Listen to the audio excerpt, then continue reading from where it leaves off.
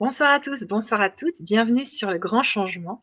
Ce soir, je me réjouis d'accueillir Anna Johan. Hello Anna Johan, Bonsoir, comment vas-tu? ça va, merci et toi? Ouais, super, ça va bien. Donc moi, je suis sur la Côte d'Azur et toi, où es-tu? En Bretagne. Bretagne, ok. Ce soir, tu vas nous parler d'un thème passionnant, la médiumnité. Je me réjouis beaucoup de ce thème. On va voir si on a déjà des personnes avec nous et je vous propose de nous dire si vous nous entendez bien, si vous nous voyez bien, si le son et l'image sont bons pour vous. Et on a déjà, regarde, Cristal qui nous salue. Bonsoir Anna, bonsoir Annelise. Alors, je vais te proposer, Anna Joanne, de te présenter parce que je sais que tu es tombée dans la médiumnité vraiment très jeune. J'ai lu C'est un ça. petit peu, tu disais vers 3 ans, déjà ça a Mhm. commencé. Je te propose de nous raconter un peu d'où ça vient, tout ça, ta grand-mère et tout et tout. Alors, comment dire, par où commencer? Ouais, Bon, en tout cas, c'est aussi loin que je me souvienne. Je devais avoir pas loin de 3 ans. J'avais même pas 3 ans quand j'ai eu affaire à certains phénomènes ok, auxquels je n'expliquais pas. Ma grand-mère a été mon enseignante, l'initiatrice qui m'a remis en fait sur les rails de la médiumnité dont j'avais une frousse, mais de dingue. ok. Voilà, enfin, la vie a fait que, bah, à chaque fois, tout me ramenait vers l'au-delà, les morts, les contacts, et cetera, les messages que j'avais à transmettre. J'ai passé quand même pas mal d'épreuves, on va dire, surtout à l'île de la Réunion, où j'ai été D'accord, confrontée au côté, on va dire, sombre, côté sombre, en fait, ouais, qui est pour moi très nécessaire en tant que médium de pouvoir vivre le côté, d'expérimenter la lumière, mais aussi l'ombre. C'est super important. Ça nous permet d'avoir cette empreinte-là, enfin, de reconnaître l'essence et l'empreinte énergétique de l'entité.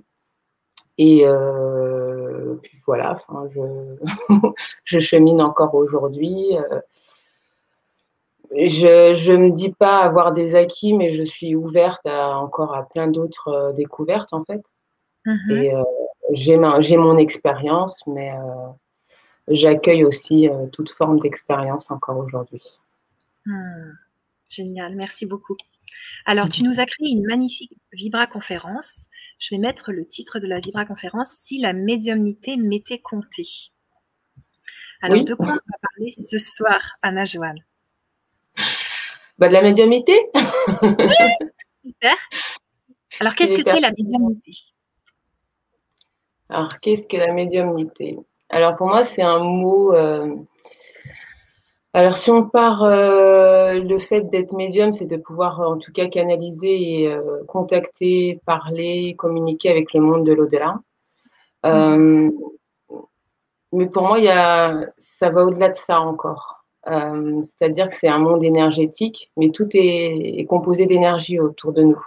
Donc pour moi, le médium ne fait pas que communiquer avec des défunts. Il communique aussi avec toute forme d'énergie, que ce soit même au niveau de l'émotionnel. Il est capable de, en tout cas pour mon expérience personnelle, hein, capable Ouais, ouais. de ressentir, de voir, de retranscrire l'émotion d'un être vivant. Parce que pour moi, que ce soit un être humain ou un animal ou un arbre, enfin la nature ou une entité, ça reste des êtres vivants. Donc c'est communiquer avec l'énergie, avec le vivant. Ok. Pour moi, la médiumnité, c'est ça, c'est entre deux mondes et on communique entre l'énergie et puis la matière. Hmm. Alors, j'invite les personnes à nous dire si, pour elles, elles ont déjà eu contact avec leur médiumnité intérieure dans le chat. N'hésitez pas à nous partager ça. Et donc, quand on rentre en contact avec un autre être humain qui est vivant, on va rentrer en contact avec ses corps énergétiques, ou bien avec son aura, ou bien directement avec son âme. Ben, un mélange de tout ça. Mhm. Un mélange de tout ça. Enfin, pour me concernant, je parle en tant que moi-même. Hein. Après, chacun le ressent différemment, mais pour moi, c'est vraiment une communication déjà du champ magnétique de la personne, de ce qu'elle dégage, et contourner ce champ-là et voir aussi pouvoir communiquer avec son être, son âme, son être. Ok, super. Alors, je te propose de démarrer cette Vibra-conférence. On a déjà entamé le thème de qu'est-ce que la médiumnité? Et donc, est-ce qu'on est tous médiums? Pour moi, oui. Pour moi, on est tous médiums parce qu'on appartient à ce que moi j'appelle Dieu, hein, sans connotation religieuse, mais je crois en Dieu parce que j'ai vécu des choses qui font que je ne peux pas dire que cette source n'existe pas, enfin ce grand tout. D'autres diront univers, j'utilise aussi le mot univers, mais c'est une entité pour moi à part entière. Et j'ai oublié ta question. En fait, ma question, c'est est-ce qu'on est tous médiums? Oui, Parce on que ça, est c'est un tous point. médiums. Voilà, on est tous médiums dans le sens où on appartient à cette source en fait. Après, il y a des personnes qui, pour elles, c'est inné, d'autres qui vont découvrir leur médiumnité suite à un événement dans leur vie. On est tous capables, en tout cas, d'utiliser cette part de soi pour soit communiquer avec le monde de l'au-delà ou même pour soi, parce qu'avant tout, c'est un outil d'abord pour soi. Donc pour moi, oui, on est tous médiums à des niveaux plus ou moins différents, selon nos expériences, nos vécus, notre bagage, etc., etc. Donc la personne qui dit mais moi je ne sens rien, je vis juste, métro boulot dodo, tranquillou, tu penses qu'elle aussi elle est médium, c'est juste qu'elle ne le sent pas spécialement? Elle est médium, pour moi, cette personne-là est médium. Après, elle est venue choisir une vie, voilà, peut-être dans la matière uniquement, et puis expérimenter ce qu'elle a expérimenté. Ça ne veut pas dire que c'est pas une vieille âme. Peut-être que c'est une vieille âme qui est venue expérimenter justement uniquement la matière et qui a oublié toutes ces facultés-là pour des choses qui dépassent notre entendement. Mais pour moi, on est tous vraiment communiqués. Enfin, communiqués, on est tous en connexion avec le divin. Après, à mesure conscient ou pas. Enfin, on a tous, de toute manière, cette intuition, ce truc-là, l'instinct, où je sens pas cette personne, quelque chose me dit que, mais on va peut-être pas formuler ça avec le côté spirituel de la chose ou un travail, enfin ou un ressenti, ou, enfin, tu vois, c'est vraiment, chacun va y mettre le mot qu'il a envie de mettre là-dessus. Ok. C'est quoi la différence entre médium et chaman? Alors, pour moi, la différence, enfin, ma grand-mère était chamane, donc ma grand-mère travaillait beaucoup avec les plantes, la Ouais, nature. d'accord. Elle était aussi très en lien avec le monde des esprits, que ce soit le monde des esprits au travers de la nature, enfin, la force de Dame Nature. Elle utilisait beaucoup les herbes médicinales, etc. Et, et le médium, pas forcément. Enfin, moi, je sais que j'aime bien la nature, mais je ne vais pas forcément communiquer. Dehors, je ne communique pas avec la nature. Enfin, j'aime bien, voilà, un arbre, c'est joli, les oiseaux, c'est beau, mais je, je ressens l'énergie, par contre. L'énergie, la force de la nature, je la ressens. Je la vois, je Ok. la ressens, mais je ne communique pas avec parce que ce n'est pas ma base non plus de prédilection. Moi, je préfère parler aux morts. Et pour moi, la différence, elle est peut-être au niveau de l'outil. Le chaman, il va être avec ses outils médicinaux, les herbes, etc., etc., et pas forcément le médium. Mhm. Ok, d'accord. Alors justement, en parlant de la mort, comment tu communiques avec les morts? Comment je communique avec les morts? Ça dépend. Ok. Ça dépend, il y a plein de paramètres. Qu'est-ce que je pourrais te raconter? Alors, ça peut être une consultation où une personne va me demander de parler de rentrer en contact avec telle personne. Donc, selon la disponibilité du défunt, il se peut que voilà, il communique, comme il se peut qu'il ne communique pas pour des raisons voilà, voilà, pour des raisons qui me dépassent aussi parfois. euh, il y a tellement de paramètres, c'est que je peux communiquer, je peux voir une entité passer, je ne vais pas forcément communiquer avec. Ça peut être en consultation, on va me demander, donc je vais rentrer en contact avec la personne. Ça peut être dernièrement, il y a quelques mois de ça, j'ai appris le décès d'un jeune euh, dans ma petite campagne là en Bretagne. Et c'est moi qui a été chercher cette communication-là avec ce défunt. D'accord. Mais comment on communique avec, enfin, comme je communique avec toi, en fait, je j'ai pas de, enfin voilà, il n'y a pas de rituel. Enfin, je n'ai pas de rituel en tout cas.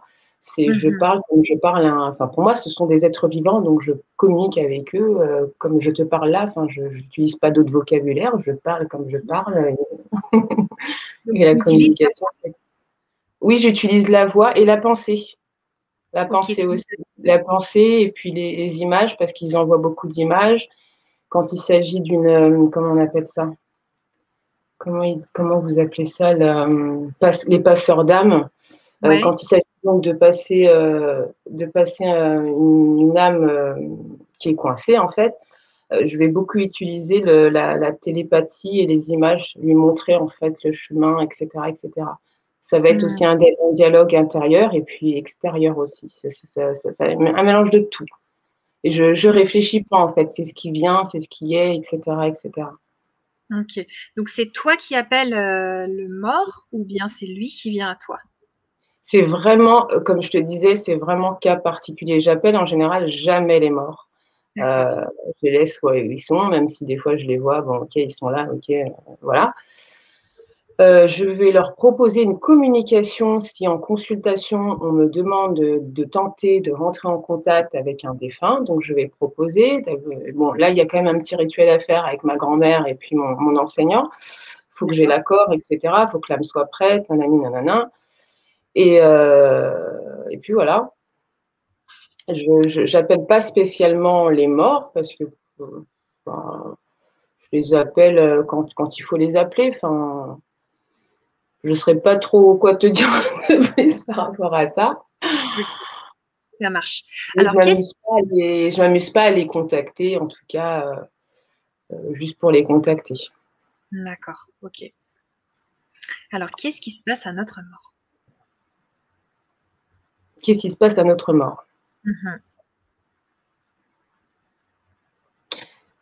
Euh, alors, il y a en temps normal, on, on est à un moment donné un peu, pas coincé, mais entre ici et l'autre côté. Il y a un temps OK. d'adaptation, il y a un certain laps de temps que nous, les êtres humains, on va nommer ça en termes de jours. Mmh. Mais ça peut être entre une journée ou 2 ou 40 jours ou un mois, ça va dépendre il y a tellement de paramètres par rapport à ça aussi. Ouais. En tout cas, tu peux me répéter ta question? Parce qu'en même temps, j'écoute et en même temps, je t'écoute toi. Donc en fait, qu'est-ce qui se passe à notre mort? Tu vois? Qu'est-ce qui Donc se voilà, passe il se passe quand à on notre meurt? corps, donc on se détache de notre corps.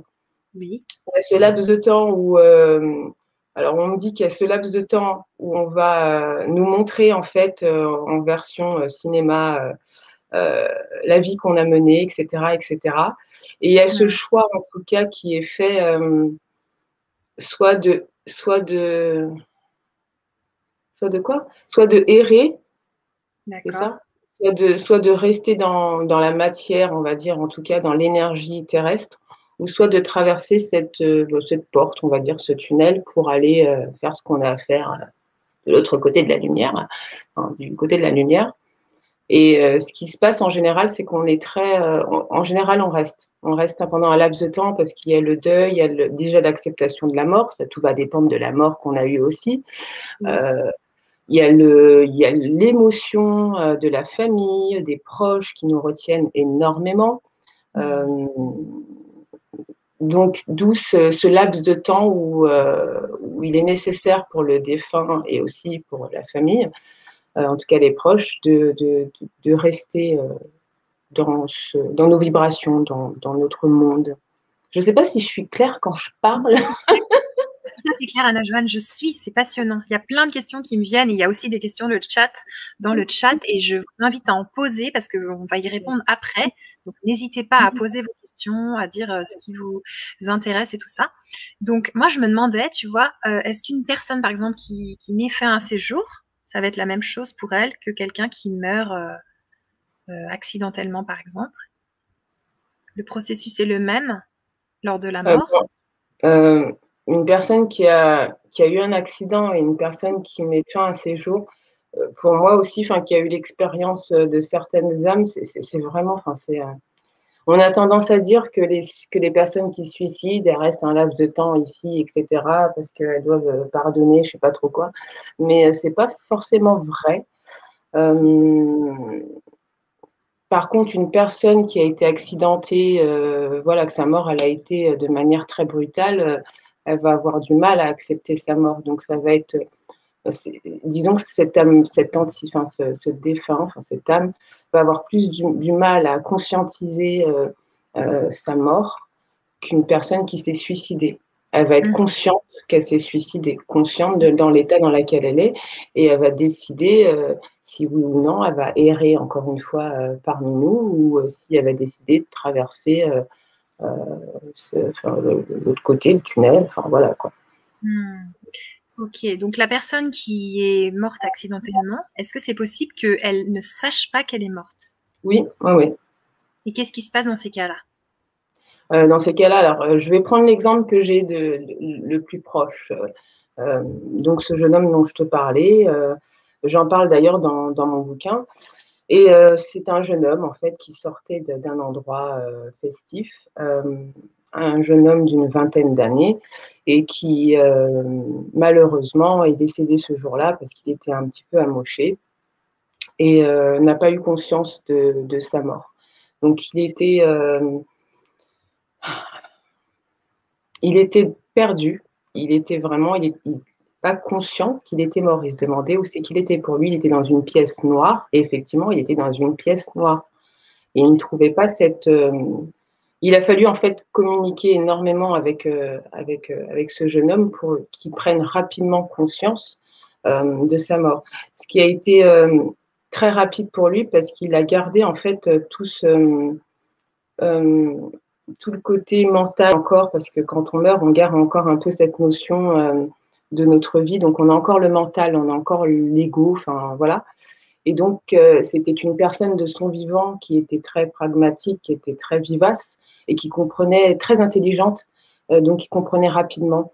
Donc, en discutant avec lui un certain nombre de temps, mais pas trop longtemps, il a rapidement pris conscience de sa mort. Voilà. Ok, ça marche, ça marche. Et quelqu'un, tu vois, qui aurait mis fin à ses jours,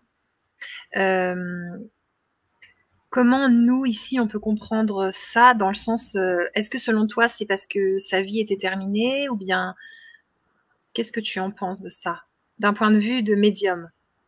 Alors, je vais prendre des exemples hein, parce que c'est toujours au cas par cas. Hein. Enfin, Bien pour sûr, moi, bien c'est sûr. toujours au cas par cas. Je vais prendre l'exemple d'un monsieur qui s'est suicidé. Il était conscient du geste qu'il a eu. Excuse-moi, parce que en même temps, tu me parles et en même temps, on me parle de l'autre côté. Donc, tu peux répéter ta question? Ouais, je veux bien répéter, mais je suis intriguée, peut-être que les auditeurs aussi, qui te parle de l'autre côté? Est-ce que c'est ta grand-mère et qui y a d'autres? C'est pas ma grand-mère. Enfin, ma grand-mère est là, mais c'est pas ma grand-mère. Ok, donc c'est On plutôt va dire des... c'est mon enseignant. Voilà, c'est bon, c'est pas grave, on s'en fout. Ok, on s'en fout. D'accord. Alors, donc ma question, c'était, une personne qui se suicide, Ouais. comment nous, on peut comprendre ça, tu vois? Et d'un point de vue de médium, comment le comprendre et l'expliquer? Est-ce que ça voulait dire que sa vie était terminée, elle avait fini sa mission sur Terre et donc elle est partie? Mais si justement on a l'impression qu'elle n'avait pas du tout fini sa mission et qu'elle est, tu vois? Alors, il y a beaucoup de questions en même temps. Mon cerveau J'ai un peu une mémoire de Dory, donc il faut me poser une question par une. Alors, je vais commencer par la dernière question. Est-ce qu'elle a conscience de sa mort? Enfin, qu'elle s'est suicidée? Non, disons, prenons la question, est-ce que elle avait terminé sa vie Oui, alors voilà. que d'un œil extérieur, elle l'avait pas du tout terminée? Alors non, elle n'a pas forcément terminé sa vie, mais elle a décidé de mettre un terme parce que pour encore plein de paramètres, elle n'avait pas cette volonté-là de poursuivre. Ok, Comment d'accord. est-ce que nous, en tant que médium, comment est-ce qu'on prend ça Alors pour les familles, c'est très difficile, hein, c'est très compliqué parce qu'on comprend pas forcément un suicide quand ça arrive, ça prévient pas. Oui. Voilà, souvent on voit la personne, ça pouvait être une personne très, très souriante, agréable, etc. On n'aurait pas imaginé qu'elle aurait mis terme à sa vie. Parfois, ça peut être une personne triste, etc. Mais on ne pensait pas au suicide, puisque le suicide, enfin la personne qui se suicide n'annonce pas qu'elle va se suicider. Les personnes qui annoncent qu'elles vont se suicider, c'est plus un détresse en disant au secours, j'ai besoin d'aide, etc. Mais elles ne le font pas forcément.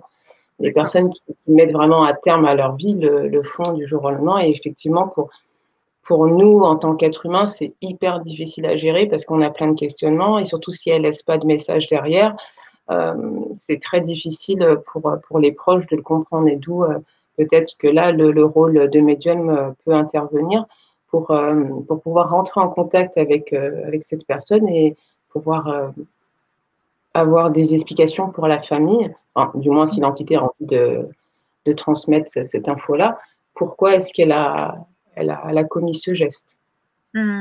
Ok, donc là, tu as dit l'entité, ça veut dire que à partir de ce moment-là, c'est plus une âme, c'est une entité. C'est quoi la différence entre une âme et une entité? Non, il n'y avait pas de différence. Moi, j'ai dit entité, mais j'aurais pu dire défunt. Ça m'est sorti comme ça, entité, parce que elle n'est plus dans le. Ah bon, défunt, si tu préfères. D'accord. Ok, ça marche. Ok, donc on peut essayer de rentrer en contact avec cette personne si elle n'a pas laissé, par exemple, de lettres pour lui poser des questions. Ouais. Et en fonction de l'état de conscience du défunt, en fonction de son état de conscience, on peut obtenir des détails du pourquoi, du comment, etc. En général, elle va nous raconter sa vie. En général, ça va être ça, c'est nous raconter sa vie, le pourquoi elle a été triste à ce moment-là, qu'est-ce qui a, enfin, son émotion en tout cas. Pourquoi est-ce qu'elle a mis terme à sa vie, etc. Et ensuite, il y a le message derrière aussi. Ok. Voilà, c'est vrai. D'accord. Ok, alors maintenant, j'aimerais savoir qu'est-ce qu'on devient quand on meurt et où on va. Mais déjà, qu'est-ce qu'on devient? Alors, où on va, j'en sais rien. J'en sais rien du tout. Je pense qu'on a oublié, on a le voile de l'oubli, donc on ne sait plus. Hein.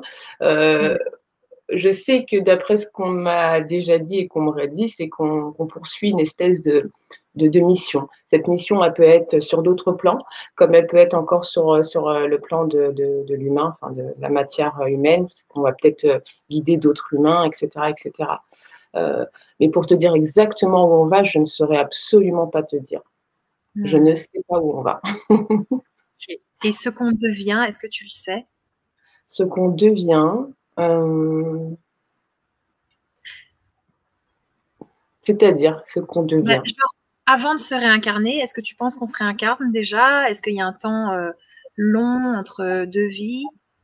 Pour moi, ça dépend vraiment de l'âme. En fait, elle a le choix, je pense, hein, de ce qu'on me dit. L'âme a le choix de se réincarner ou pas, de se réincarner dans ce plan-là, de matière-là, en tout cas dans cette planète-là, comme sur d'autres plans. C'est vraiment, voilà, elle a un menu, on lui présente le menu, voilà, ou une carte, voilà, tu veux aller là, là ou là. Enfin, elle a le choix de décider où c'est qu'elle veut mener, continuer à mener son existence de manière physique ou pas, parce que sur d'autres plans, on n'est pas, on n'a pas cette, on va dire, cette forme-là.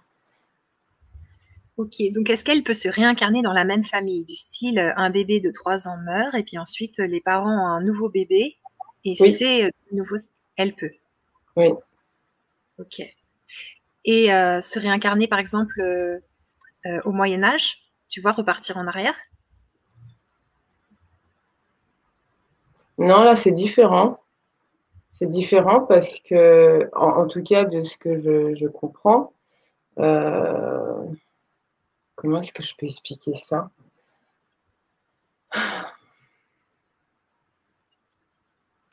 C'est compliqué pour moi de trouver des mots pour que ce soit compris verbalement. Disons que l'âme peut se... C'est même pas l'âme, c'est le mort. Ouais. on peut vivre sur un autre espace-temps.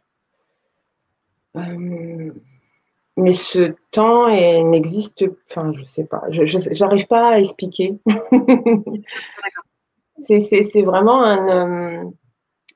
une époque tu peux la revivre, mais ça sera plus dans une espèce de conscience modifiée. Enfin, je ne saurais pas t'expliquer. Ce temps n'existe pas, cette époque n'existe plus en fait.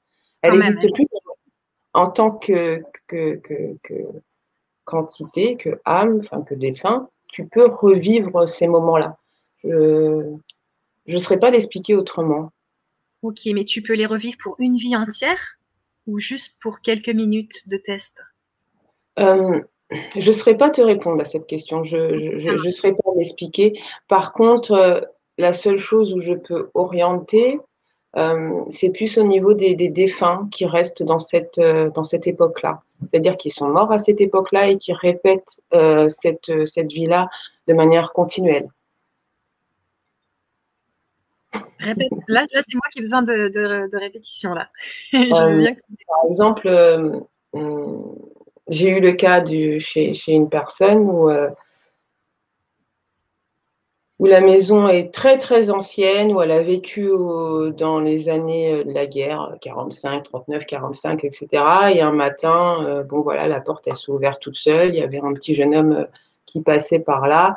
Et en fait, ce jeune homme-là était habillé de ce que j'ai reconnu à l'époque 39, 45, salopette, machin, enfin vraiment.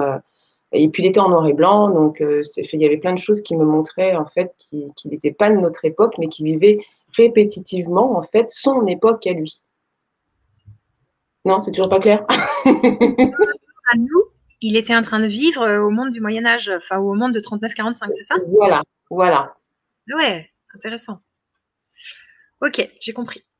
Et en fait, ces âmes-là, elles sont vraiment elles n'ont pas modifié leur état de conscience. Elles sont toujours en train de répéter, répéter. Je me souviens d'un manoir que j'avais visité avec ma fille, où voilà, où on voyait où je voyais des âmes enfin, une dame particulièrement en époque, alors je sais pas parce que moi en époque, je suis nulle en histoire, mais on va dire Louis XVI, hein, l'époque où on a des grandes robes là, et elle montait les marches. Elle montait les marches et elle ne voyait pas. Elle montait les marches, elle avait son truc à la main. Alors, je ne sais plus si c'était un plateau ou une Bible ou je ne sais pas trop quoi. Et une sorte de servante. Et elle ne voyait pas, elle nous traversait. Puis elle montait ses marches. Elle allait il me semble que c'était une chambre ou je ne sais plus trop quoi. Puis elle redescendait, elle faisait son service en fait. Et elle ne voyait pas notre monde. Elles sont vraiment à revivre continuellement leur époque. Okay. J'ai eu un autre monsieur pareil que j'ai vu il n'y a pas longtemps. Son papa alors je ne sais plus s'il s'est suicidé, je ne m'en rappelle plus. Mais en tout cas, son papa continuait à travailler dans son hangar en tant que garagiste. Pour lui, il était encore garagiste. Ok. Il n'avait pas conscience de sa mort et donc il répétait continuellement à réparer les voitures, il faisait bouger les voitures, enfin voilà. Énorme. Ben, là, récemment, j'ai été chez une amie et je suis rentrée dans la chambre où je dormais et j'avais l'impression qu'il y avait plein d'entités vraiment malveillantes qui montaient sur moi, qui voulaient monter sur le lit pendant que je dormais. Tu penses que ça se nettoie comment, à ton avis? Et qu'est-ce que c'est? Qu'est-ce que tu entends par entité malveillante? En fait, j'ai vraiment eu de la peur et j'ai jamais de peur. Ça faisait genre 10 ans que j'avais pas eu peur, mais là, par contre, j'ai eu peur. Ma question, en fait, c'est est-ce que tu as déjà vécu d'autres situations similaires où tu as ressenti des entités et tu n'as pas eu peur? Ouais, c'est ça. Je les sens très D'accord? souvent, je n'ai pas Et là, peur, mais cette fois-là, et là, tu as eu peur de ce que tu as ressenti, ouais, de ce qu'elle dégageait. D'accord. exactement. Et pourquoi là, j'ai pas mal de questions, mais déjà, pourquoi cette fois j'ai eu peur alors que d'habitude je sens leur présence, mais c'est ok, tu vois, c'est. Moi, j'ai envie je te répète encore la question, c'est pourquoi as-tu eu peur, hein? Ben, je sais pas, justement. De quoi as-tu eu peur, en fait? Enfin, parce que ça aurait été lumineux, tu n'aurais pas eu peur? Ben, en tout cas, je sentais qu'elle voulait attraper, tu vois, ma main, si ça sortait du lit, ou vraiment une sensation qu'il a fallu que j'allume la lumière et tout pour qu'il y en ait un peu qui partent et que je fasse de la lumière autour de moi pour que vraiment elle se calme et elle s'éloigne. D'accord. Bah, j'ai pas la même notion en fait avec ce qu'on appelle des entités. Enfin, pour moi, il est important enfin, il est important. Euh, c'est comme tout dans la vie, on fait l'expérience du bon, du mal. Enfin, il y a la droite, la gauche, le haut, le bas. Enfin voilà, noir et blanc. Enfin, tout n'est Mmh. pas. Enfin, il y a toujours son contraire et il y a toujours un miroir, quoi. Là, je ne saurais pas te dire, en tout cas, pourquoi est-ce que tu as vécu ça. Mmh. Euh, Ça dépend des paramètres. Enfin, si je dois donner un exemple, moi, j'ai déjà vécu alors, moi, j'appelle plutôt ça entité démoniaque, pour le coup. Waouh! D'accord. Où voilà, c'est vraiment, tu sens leur présence, c'est vraiment présent, c'est sur toi, ça essaie de t'absorber et ça essaie euh, en fait, à un moment donné, vient dans ta vie où il y a un choix que tu dois faire, on va dire, entre le bien et le mal, hein, côté Dark Mmh. Vador ou voilà, Luke Skywalker. Enfin voilà, elles viennent s'imprégner de ton énergie, elles veulent que C'est un peu tu passes de l'autre côté. C'est un choix en fait que tu as à faire à ce moment-là, ça. être dans Mmh. la lumière ou l'ombre.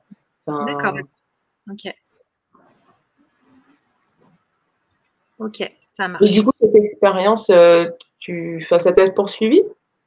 Bah, du coup, en fait, moi, ce que je sentais qu'elle voulait rentrer, tu vois, vraiment, il y en avait beaucoup. Donc moi, ce que j'ai D'accord. fait, c'est que j'ai mis de la lumière tout autour de moi, vraiment beaucoup. Tu as Et mis de la ensuite, lumière, c'est-à-dire, ben, tu as allumé énergétiquement, ou d'abord, énergétiquement, d'accord. et ensuite, j'ai allumé les lumières, ça s'est calmé. Et après, j'ai continué à m'endormir en imaginant beaucoup de lumière tout autour de moi, comme une aura de lumière, mais une bulle assez protectrice. Et ça s'est D'accord. vraiment calmé. Et les nuits suivantes, elles étaient toujours là, mais beaucoup moins agressives, entre guillemets, tu vois. D'accord. Parce que je voulais aussi ajouter que, en tant qu'hypersensible que tu es, Ouais. on a tendance à aussi attirer. On est comme des loupiotes en fait dans la nuit, et puis on attire ces âmes en fait qui viennent se nourrir aussi, qui viennent se nourrir de nos énergies, etc., etc. Donc Mmh. c'est très souvent que l'hypersensible se sent fatigué ou qui ressent des choses comme tu as pu vivre, etc. Et c'est parce que, en fait, je dis l'hypersensible, mais voilà, tout être Très humain, de bien. toute façon, parce que les entités, il y en a partout, même si on ne les sent Oui, oui, pas, tout le temps là, ça traverse. oui. Mais voilà, un hypersensible va vraiment ressentir ça, c'est parce que ils viennent se nourrir, tout simplement. Enfin, tout simplement.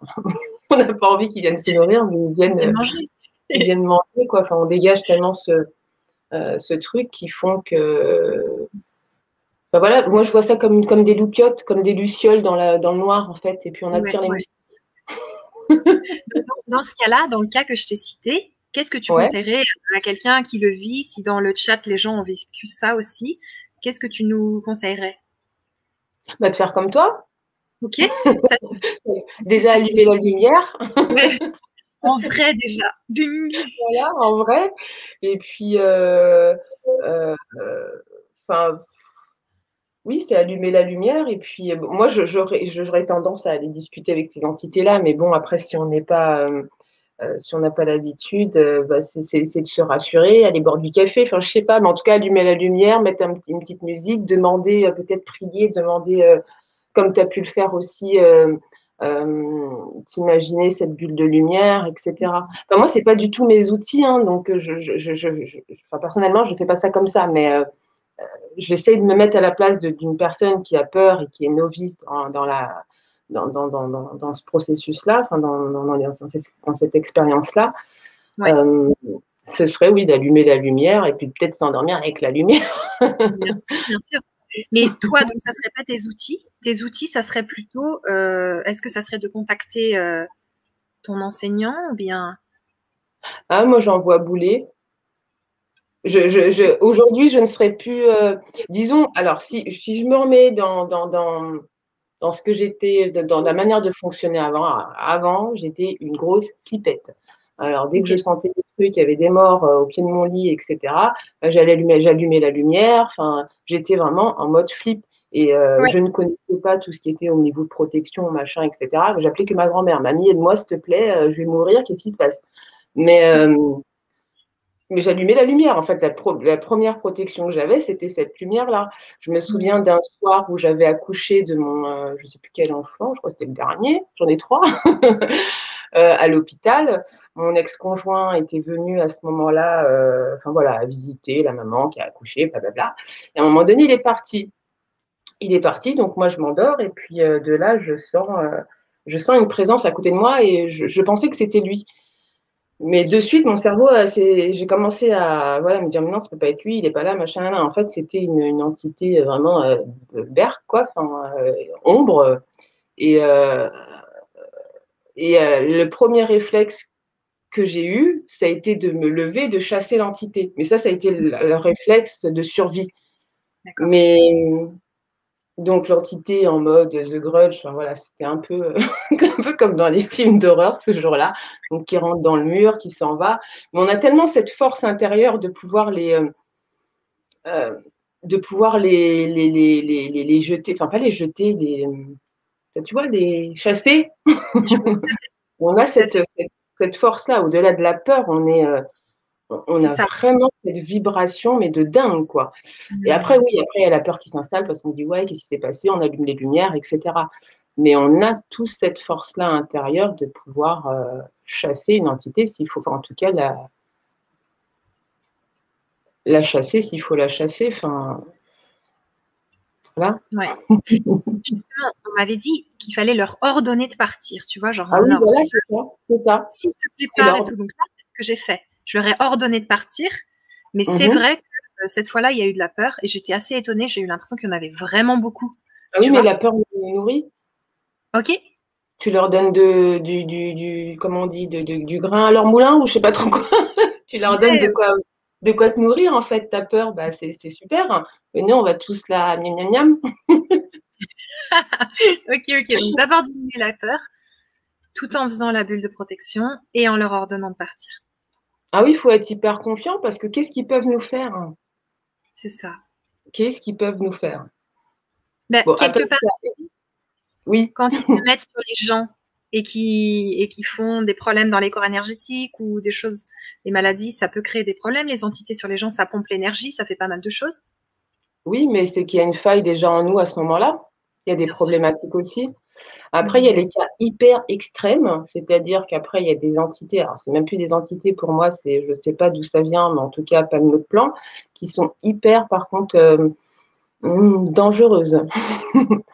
Là, il y a même des cas de possession, etc. Mais on connaît, enfin, je ne sais pas si tu connais Padre Pio. Enfin, vraiment, il a vécu des choses, enfin, vraiment démoniaques avec ce qu'on appelle le démon. Enfin, vraiment des entités. Enfin, c'est complètement l'ombre, mais le côté obscur de la force. Et là, par contre, c'est encore autre chose. Et je sais que j'ai été amenée une fois, et la seule fois, parce que j'ai dit niet, c'est mort, je ne veux plus je veux plus expérimenter ça.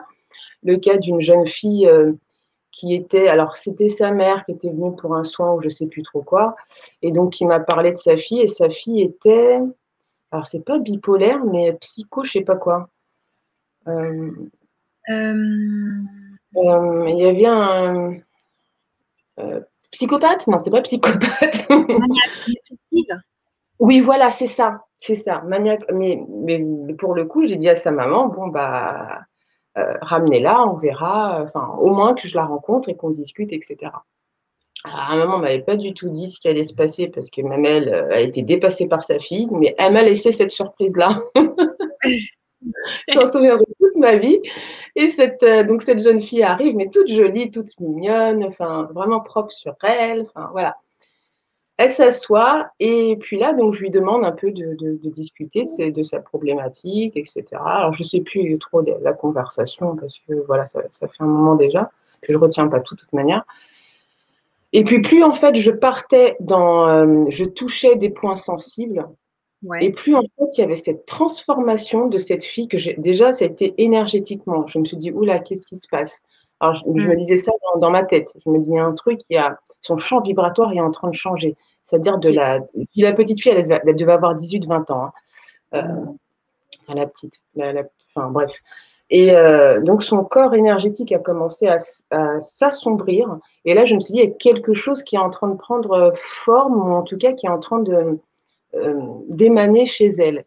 Et au moment où je me fais cette réflexion-là, et plus j'étais en train de discuter, et plus je touchais des zones où il ne fallait pas que je touche au final, en OK. fait, ses yeux se transformaient. Vraiment, elle avait les yeux clairs, peut-être un marron clair, vert, enfin un peu un mélange des fois que les gens ils ont un peu des yeux enfin, vert marron, en tout cas les yeux Ouais. clairs, et c'était tout noir, ça se transformait noir. Et là, j'ai vu le changement, c'était vraiment impressionnant. Et j'ai eu un petit élan de recul, et OK. là, sa voix s'est pas transformée, hein, c'était pas non plus l'exorciste, mais limite, c'était hyper flippant. C'était la Waouh! première fois, disons, que j'avais cette, enfin, première fois, oui et non, mais en tout cas, face à moi, où j'avais une personne physique enfin, qui était habitée, en fait, qui était habitée. Et elle m'a pas insultée, mais c'était limite ça. C'était limite, de quoi tu te mêles? Non, c'est pas du tout ça. Vous dites n'importe quoi. Alors qu'avant ça, elle avait une expression très douce. Enfin, ça a été le changement. Et donc, comme je ne suis pas habilitée à m'occuper de ce genre de personnes, Oui. effectivement, la petite était imprégnée d'une entité, mais vraiment très, très, très puissante pour le coup. Et j'ai OK. délégué. J'ai délégué. Tu étais déléguée. Waouh! Ouais, ouais, ouais. Donc, Waouh! tout ça pour dire qu'effectivement, il y a, enfin, tout dépend. Là, pour moi, pour le coup, ouais, on peut parler d'entité, pas de défunt, en fait. D'accord, OK. OK. Est-ce que, selon toi, toutes les personnes qui ont des maladies psychiatriques et même physiques, c'est parce qu'il y a des entités? Mais on est tous bourrés d'entités de toute manière, hein. OK. On a tous, enfin, quand je dis tous, c'est-à-dire l'entité va pas forcément rentrer dans notre corps. Enfin, c'est vraiment les cas extrêmes, comme pour cet enfant, par exemple. Euh, c'est dingue, je me souviens plus de ta question. La question, c'est est-ce que toutes les personnes qui ont des maladies psychiatriques, déjà, et ensuite physiques, Oui, heu, oui. c'est à cause Euh, d'entités? alors pour moi, pour les personnes qui ont enfin, ces problèmes psychiques, très souvent, elles sont pas toutes seules. OK, ça Enfin, marche. voilà, c'est très bateau ce que je dis, mais effectivement, elles sont énergétiquement. C'est pas que l'entité rentre dans le corps, sauf cas extrême, c'est vraiment dans le champ, là où il y a une faille. Elles vont s'installer, elles vont se nourrir de ça. Donc effectivement, après, ça crée pas mal de choses. Mais avant que l'entité, enfin, pour moi, c'est pas forcément l'entité qui va créer la maladie, hein. Mmh. C'est nous déjà, enfin, nos faiblesses, nos peurs, etc., les choses qu'on conserve, enfin, les choses qu'on n'a pas libérées. C'est nous avant tout qui créons la maladie, cette maladie, et qui créons cette faille-là. Et dès qu'il y a une brèche, il y a une faille, bah, effectivement, enfin voilà, ça gravite et puis ça profite, on va dire, d'une certaine manière pour aller se nourrir. Et donc, bah, ça occasionne de grosses maladies, enfin, ça rabaisse notre taux vibratoire. Mmh, OK, merci. Alors, est-ce que les défunts ont besoin de s'exprimer? Euh, oui. Tous? Même la personne qui s'est suicidée et qui, ne veut plus entendre parler de la terre, genre? Ah non, pas tous, non, non, pas tous, mais la plupart, oui. Quand on les appelle, enfin voilà, elles sont heureuses de pouvoir s'exprimer, de pouvoir transmettre. Après, pour plein de paramètres, certaines ne peuvent pas le faire parce qu'elles ne savent pas le faire ou ne sont pas en état de le faire, etc., etc. Mais la plupart des entités enfin des entités, pardon, des défunts sont heureux de pouvoir transmettre des messages aux vivants. Ouais, ouais. Et même une personne qui s'est suicidée, enfin, qui s'est suicidée et qui est pas, enfin, ça va dépendre là aussi, mais disons qu'elle ne, oui, des personnes en tout cas qui se sont suicidées, oui, ils veulent aussi pouvoir expliquer pourquoi elles se sont suicidées. Après, il y a des personnes qui se sont suicidées mais qui ne sont pas conscientes, qui se sont suicidées. Donc là, il y a tout un travail en tout cas à faire avant de pouvoir transmettre à la famille ou aux proches, etc. Mais la plupart, en tout cas, des consultations que j'ai eues, quand je dis consultation dans le monde de l'au-delà, la plupart étaient OK pour transmettre les messages. Mm. Et quand eux ne sont pas capables d'émettre, parce que ça demande beaucoup d'énergie, bah, ils demandent de l'aide à, on va dire, leur guide, en tout cas la personne qui les accompagne, cette hiérarchie supérieure qui est près d'eux, pour pouvoir les aider à diffuser, à transmettre le Ok. message. Donc, par exemple, le guide d'une personne défunte Mhm. continue à le suivre dans la mort, Continue à. continue à le suivre dans la mort, Oui, ouais, ouais. à toutes ses vies, il le suit. Est-ce qu'on a toujours le même guide? On n'a pas toujours le même guide. Alors, à toutes ces vies, j'en sais rien du tout. Mais on n'a pas D'accord. toujours, en tout cas pour cette vie-là, on n'a pas toujours le même guide. En fonction, on va dire, des démarches, des escaliers, des échelons, le guide va changer, va évoluer. Et on peut en avoir plusieurs? Ah oui, oui, il n'y a pas de nombre prédéfini. Enfin, c'est vraiment en fonction de son éveil. Ok. C'est trop bien. Donc, je crois que tu nous en avais déjà parlé, mais est-ce qu'un mort peut ignorer qu'il l'est? Oui, et Ok. oui, on en a parlé. Et est-ce que tu peux nous en dire un peu plus là-dessus? Donc, disons qu'il est mort, il ne le sait pas. Donc, C'est il va mort, faire quoi? Il va continuer à se coucher à côté de son mari, si c'est une femme, ou de son enfant, et croire qu'il est là. Et en fait, il va voir qu'il est transparent quand il touche ses proches, des choses comme ça. oui. Waouh. Ça me fait penser un peu le film qui est très réaliste, Les Autres de Nicole Kidman. Je ne sais pas si tu D'accord. connais. Ouais, je l'ai vu, ouais, j'ai bien Ah ouais. flippé. Et c'est un peu de la même manière, en fait, c'est que certains morts vont continuer leur vie, vont se poser la question mais pourquoi est-ce qu'elle ne me répond pas, etc. Euh, D'autres vont, comme je te disais, comme le cas pardon, de ce jeune homme où il était conscient ou pas vraiment conscient de sa mort, donc ils vont rester encore dans cette, ce que j'appelle cette conscience, le monde dans lequel il s'est créé, enfin, il s'est créé, non, mais je ne sais pas comment expliquer ça, dans l'état de conscience dans lequel il est. D'accord.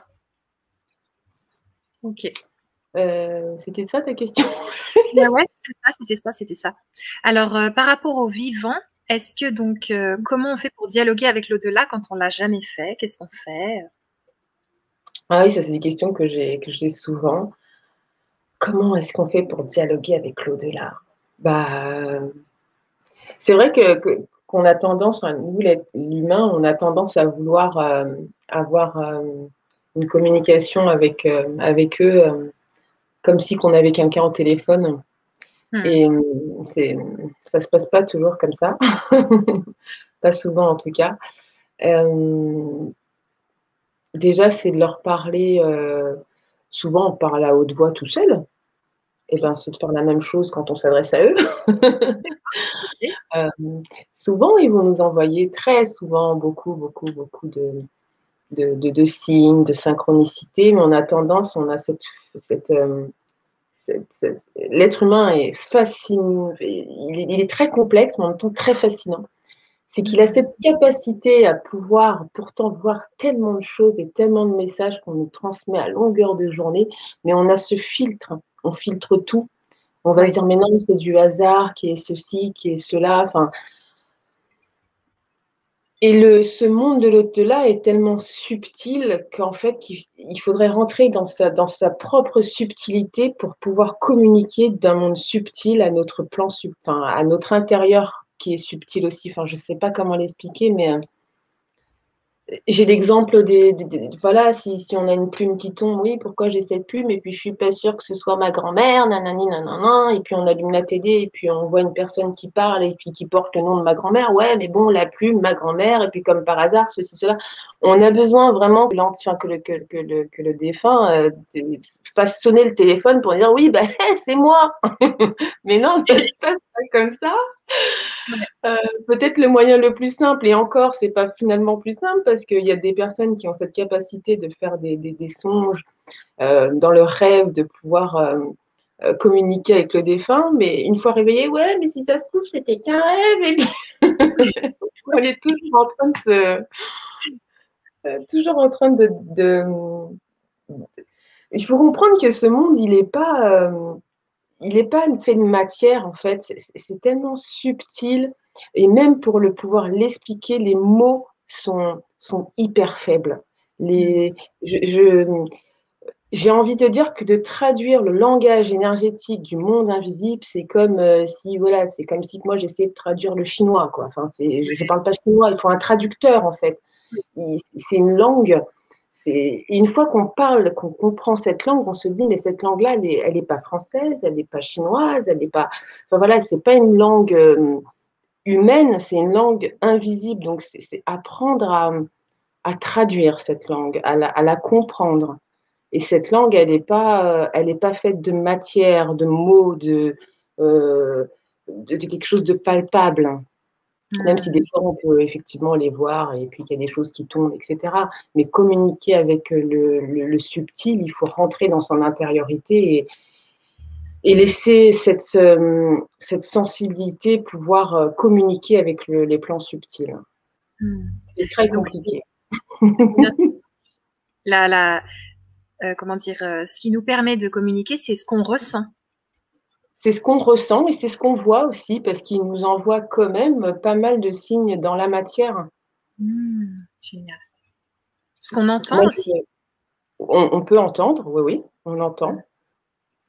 Heu, mais ça peut être des signes qui sont parfaitement distincts, mais on a cette facilité incroyable de tout remettre en question aussi. Enfin, parfois de remettre en question. Moi, je me souviens que j'avais eu, un jeune homme, enfin un jeune homme, il avait quand même plus d'une trentaine, 35 ans quand il est décédé. Et Mmh. bon, j'avais, bref, j'avais blabla avec sa famille, j'avais transmis le message et cetera et je me souviens à l'époque, il me fallait absolument un signe comme quoi le défunt était content de ce que j'avais transmis et cetera et juste pour dire que oui, certains défunts sont capables d'utiliser la matière pour communiquer avec nous, j'avais demandé à ce défunt, s'il était content du message qu'il avait reçu. Enfin non, Ouais. pas qu'il avait reçu, mais que j'avais transmis. Alors, j'ai pas eu de nou enfin, il m'a pas contacté tout de suite, enfin, j'ai pas eu du tac au tac une réponse. J'ai rangé mon lave-vaisselle et cetera et d'un coup, le téléphone s'est mis à sonner. C'était pas mon téléphone, c'était pas celui de mon ex-conjoint. Je me disais: «Ah, c'est bizarre, le téléphone, il sonne, je vois pas qui c'est, mais bon, je vais aller voir pour curiosité, juste pour voir, donc voilà» et puis là, je me rends compte que c'est le téléphone d'une dame qui était venue, en fait, la mère et le fils étaient venus me consulter pour avoir un message de leur fils, voilà. Pour faire gros, grosso modo. Et donc, ils sont partis se promener avec le chien, blablabla. Et donc, au moment où je range la cuisine, donc je parle avec ce défunt en demandant est-ce qu'il est content, nani, nanana. Et donc, il y a le téléphone qui sonne quelques minutes après. Je suis curieuse, je vais voir c'est quoi, c'est qui, à qui appartient ce téléphone, c'est pas mien, ni bon, bref. Et je m'aperçois que c'est le téléphone de la mère. Donc, je me dis, bon, bah, ok, c'est son téléphone qui sonne, je retourne à ma cuisine, je vais ranger ma petite vaisselle. Et là, j'entends distinctement, va voir. Alors, ok, d'accord, je vais aller voir. Et en fait, c'était alors je vais dire Michel, parce que je me souviens plus du prénom du Ouais, ouais, ouais. défunt, mais Michel, en fait, qui avait fait sonner, enfin, qui avait appelé. Voilà. Et OK. c'était quelque part impossible que son téléphone, enfin, qu'il puisse, enfin, son téléphone n'existait plus, en fait. Son Waouh! abonnement n'existait plus.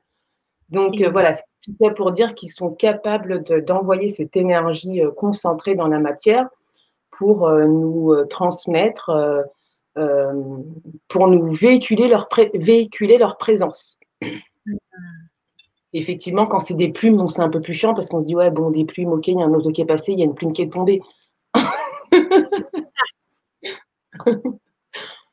c'est clair, c'est clair. Donc quelqu'un, tu vois, qui aurait mal vécu un deuil, il peut de lui-même, utiliser ses capacités de médiumnité et de parler à l'oral à la personne pour lui dire les dernières choses qu'il avait à lui dire, par exemple? Il peut le faire, mais c'est compliqué par contre, parce que quand on est dans le deuil, on a besoin de traverser son deuil et de faire son deuil. Donc D'accord. oui, effectivement, on peut communiquer avec une personne que l'on a perdue,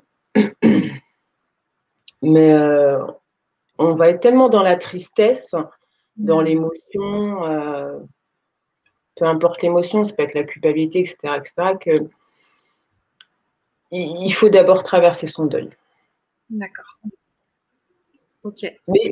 Mais on reçoit quand même des messages de l'au-delà, enfin de la personne qui est Ouais. décédée. On peut recevoir, mais comme on est dans la tristesse, c'est vrai qu'on va se dire bon, bah, si ça se trouve, enfin, on va être un peu perdu, quoi. Hmm. On va pas Et être sûr. ok, ces messages, est-ce que tu pourrais nous en citer certains? Est-ce qu'il y a des messages plus, tu vois, genre les heures miroirs, comme tu disais, des plumes? Est-ce qu'il y a des messages que les défunts préfèrent pour communiquer ou ça peut être tout? Alors, ça peut être tout et n'importe quoi, mais souvent, c'est des choses qui ont en résonance, en connotation avec eux. Enfin, quelque chose qui, j'ai pas d'exemple comme ça, mais des plumes, c'est très, on va dire, très banal, parce que tout le monde voit des plumes, enfin des cœurs, nuages en forme de cœur. Enfin voilà, c'est, Ouais. je veux dire, le défunt, il va plus utiliser quelque chose qui va être en résonance avec qui il a été, enfin un message où ça va faire écho chez la personne, quelque Hmm. chose de bien, de particulier. J'ai pas d'exemple là comme ça, D'accord. mais oui, ça va être plus particulier. J'ai l'exemple d'une amie, enfin, je sais même pas si c'est un exemple, ça. Des fois, ça va être l'odeur. Ouais. L'odeur. Moi, j'ai déjà eu ça. J'ai une amie aussi pareille qui a reconnu l'odeur de son grand-père Oui. dans la rue. Et oui, des fois, ça va être une odeur. L'odeur, Ok. on a vraiment l'impression que la personne, elle est dans la pièce, on se retourne, mais non, elle n'est pas là, quoi. Mais elle est là, en Hmm. fait. Sauf que physiquement, on ne la voit pas. Donc ça, par exemple, ça s'appelle médium olfactif. C'est différentes sortes de médiums, certains qui sentent, d'autres qui entendent, d'autres qui voient. Alors, pour être honnête, je ne suis pas du tout dans la nomination des choses. Je suis quelqu'un de très pas terre à terre, mais je sais qu'on a besoin de mettre un mot sur chaque chose et une chose sur chaque, voilà, sur chaque mot, mais je ne saurais pas te dire clairvoyance, clairsentence, qu'est-ce que, pour moi, médium, point. Enfin, les mots, Médium. ça reste des mots, mais je comprends qu'il y a des personnes qui ont besoin de savoir, voilà, je suis plus clairaudiente, clairsentante, olfactive. Hmm. Pour moi, ça reste que des mots. D'accord. Euh, je vibre pas en tout cas avec ça, ça ne m'intéresse pas. Ça marche.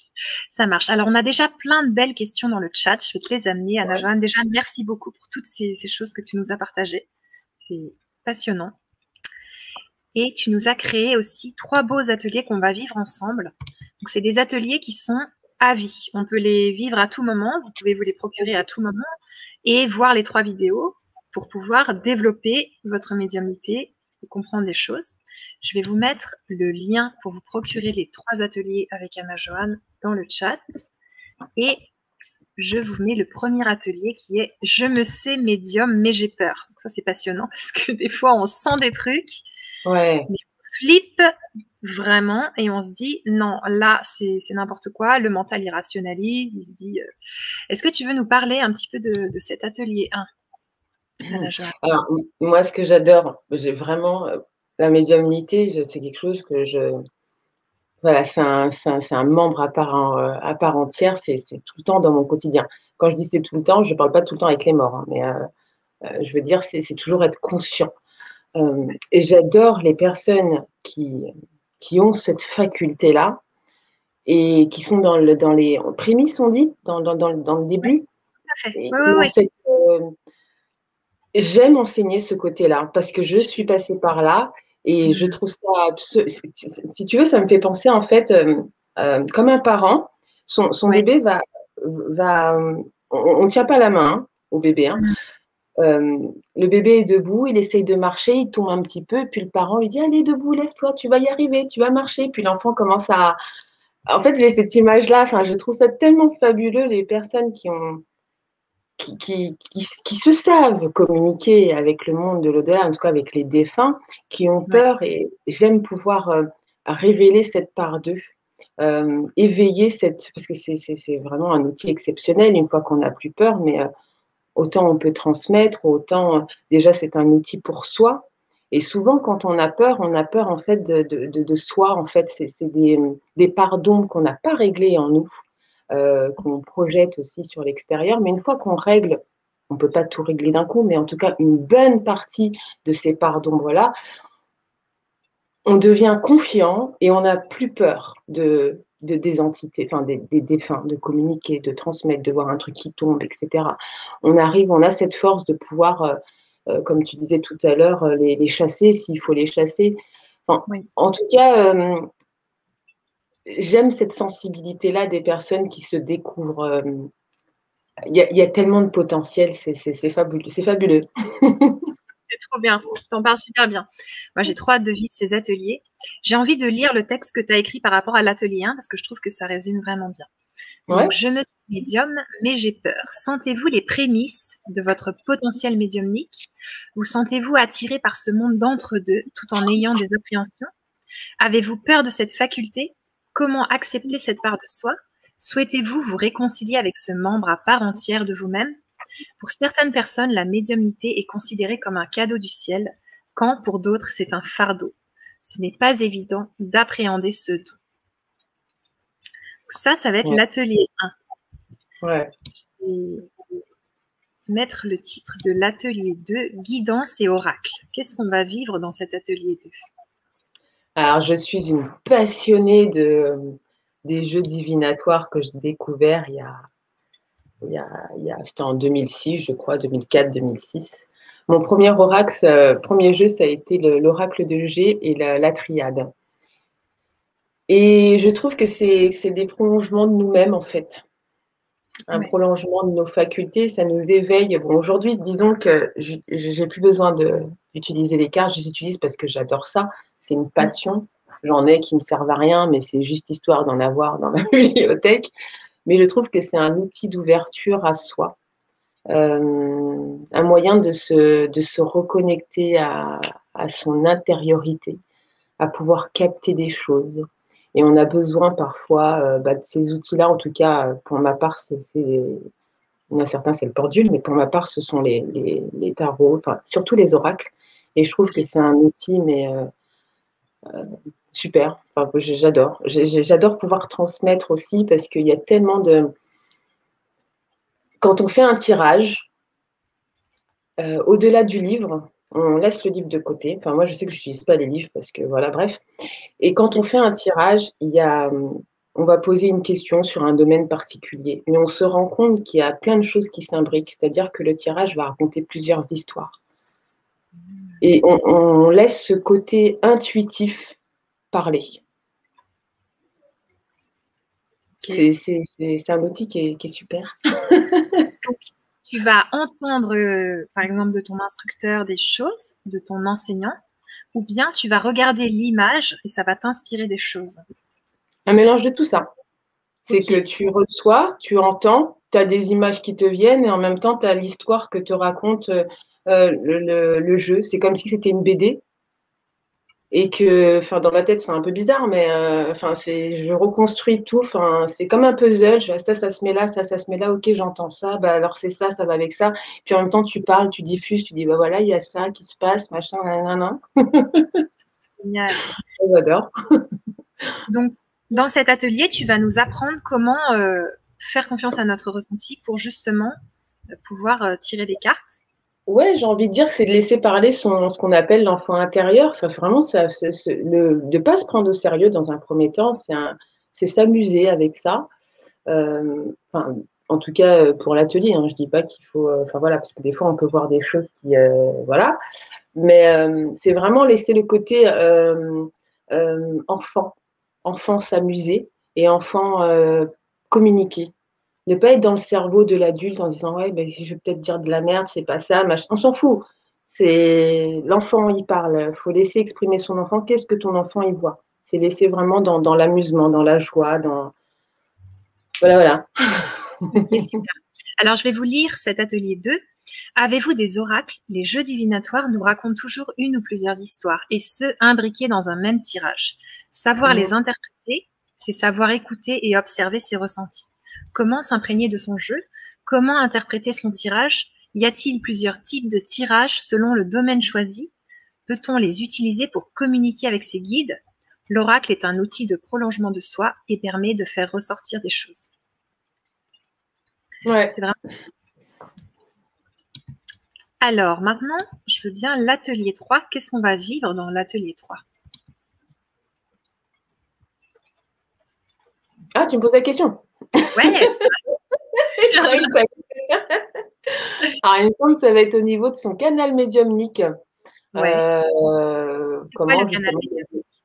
Qu'est-ce que c'est? Qu'est-ce que c'est le canal médiumnique? Ce que moi je ressens ici, en fait, c'est au niveau du, comment vous appelez ça en français? Le dernier chakra là-haut, là. Le chakra coronal? Voilà, c'est ça. Ok. Le chakra couronne, c'est l'ouverture, en fait. C'est à travers différents outils. Ça peut être la méditation, promenade, nature, machin, etc. Et c'est rentrer dans cet état méditatif pour pouvoir canaliser, augmenter son taux vibratoire à travers différents outils avec lesquels on se sent bien. Souvent, j'ai des personnes qui me disent: «Oui, mais j'arrive pas à méditer, machin, nanana». Moi non plus, j'arrive pas à méditer. Enfin, me tenir en mode lotus et amen et puis attendre, je sais pas faire, hein. Donc Ouais. je ne fais pas. C'est vraiment ressentir ça, les outils avec lesquels on se sent bien. Moi, par exemple, et je le dis avec beaucoup d'humour, mais en même temps, c'est ce que je fais, je peux méditer en faisant le ménage. Ouais, ouais, Genre, ouais, ouais. je passe l'aspirateur et je suis bien. Enfin, je suis dans un état méditatif dans le sens où je suis consciente de chaque bruit, le bruit de l'aspirateur, le bruit de la serpillière, de l'eau. Enfin, et puis je mets la musique. Puis des fois, je suis avec mon balai et je chante. Ça me fait du bien. Pour moi, c'est un état méditatif puisque je suis bien avec ce que je fais. Si je veux être complètement dans le calme, eh ben, je peux me poser à l'extérieur et puis, je sais pas, je vais regarder le son d'un, je vais voir un oiseau qui passe, je vais écouter un bruit qui va m'interpeller. Parfois, je peux le faire allongé parce que je suis crevée, que je préfère m'allonger, puis je me mets un petit son, etc. Et souvent, les méditations, on me dit: «Oui, mais Anna, à chaque fois, j'arrive pas à rester concentrée dans les méditations». On s'en fout si tu n'arrives pas à rester concentrée sur les méditations, c'est pas grave. Comme je dis, voilà, on s'allonge, on met un petit son ou une méditation guidée, peu importe, hein, l'outil avec lequel on se sent bien. Et, on se laisse. Si on s'endort, c'est parfait. Parce qu'au Ouais. moins, le mental, il n'est pas là à se dire: «Putain, mais j'ai le ménage à faire, il y a les gosses à aller chercher», etc. Enfin, on s'endort et puis l'énergie sait parfaitement où aller, quoi faire. Elle est intelligence à elle toute seule. Et on se réveille, on est bien. Ouais, mais pourtant, j'ai rien écouté, mais je me sens bien. Bah, c'est super. C'est clair. Ça me soulage, tu vois, parce que moi, la méditation, c'est pas mon truc. Et quand tu dis qu'on peut le faire en faisant le ménage, en marchant, ou ça fait du bien. Parce que je le ressens, ça, d'être vraiment dans le Oui, truc que je veux faire. bah, je pars vraiment du principe qu'il faut faire les choses avec lesquelles on se sent bien et pas être dans les trucs protocolaires ou formels parce qu'on dit que la méditation, il faut être en mode Bouddha assis et fermer les yeux, bah, faut être comme ça. Non, moi, personnellement, j'y arrive pas. Après, s'il y a des gens qui arrivent, c'est super. J'ai déjà essayé, mais non, déjà, pardon, mais je m'emmerde. Moi, c'est pareil. Et puis, je pense à plein de choses, etc. À la limite, je préfère dans ces cas-là m'allonger, je mets un petit son et puis je me laisse aller. Si je m'endors, bah, c'est encore mieux parce que moi, je ne serai pas en train de cogiter ou d'entendre des trucs. Enfin, c'est très bien. Et puis, méditer en faisant le ménage ou je sais pas. Il y a tellement de manières de se sentir bien. C'est clair. Alors, je vais vous lire ce résumé de l'atelier 3. Comment développer son canal médiumnique? Quels sont les outils à disposition? La méditation, les sons, chants, mantras, la nature et autres peuvent-ils aider à augmenter son taux vibratoire? L'atelier se penche sur les différents outils naturels mis à disposition de chacun afin d'augmenter son champ vibratoire et ainsi son canal médiumnique. Apprendre à se nettoyer, se purifier et se recharger. Donc, si je comprends bien, c'est en nettoyant son champ vibratoire qu'on augmente son canal médiumnique?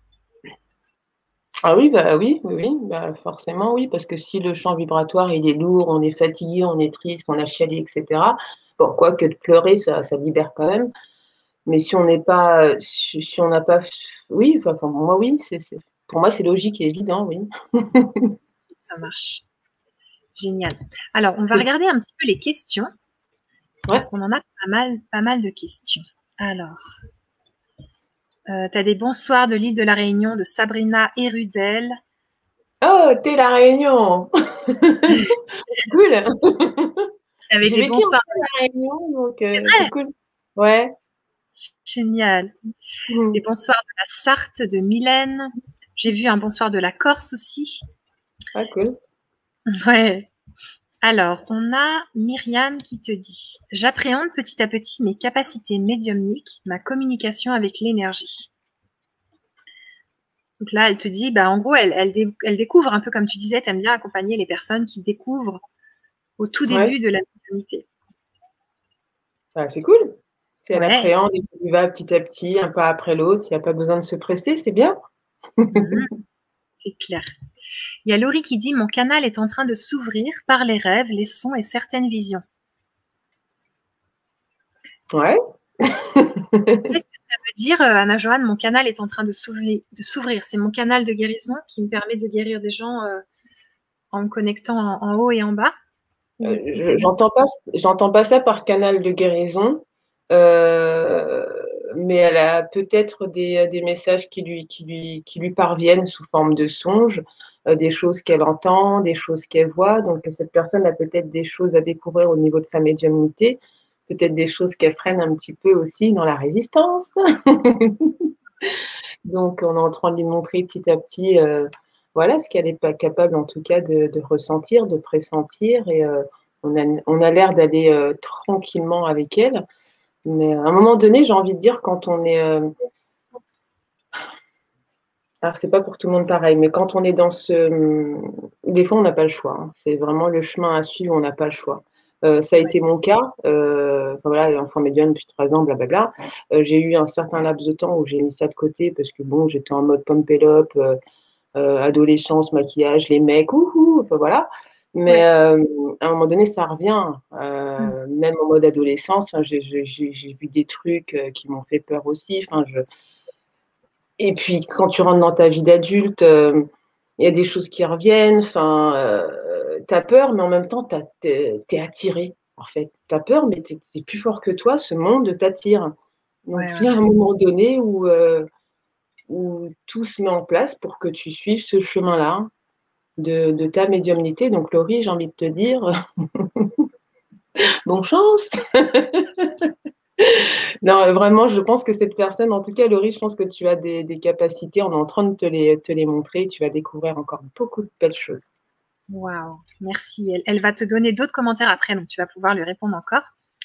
Il y a Mylène qui dit 40 jours selon les orthodoxes. Donc peut-être c'était, tu sais, le temps quand on est mort avant Ouais, d'aller dans.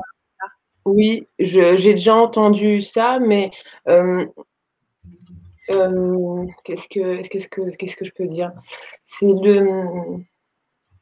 le truc avec l'être humain, c'est qu'on a besoin de mettre un mot sur chaque chose et une chose sur chaque mot.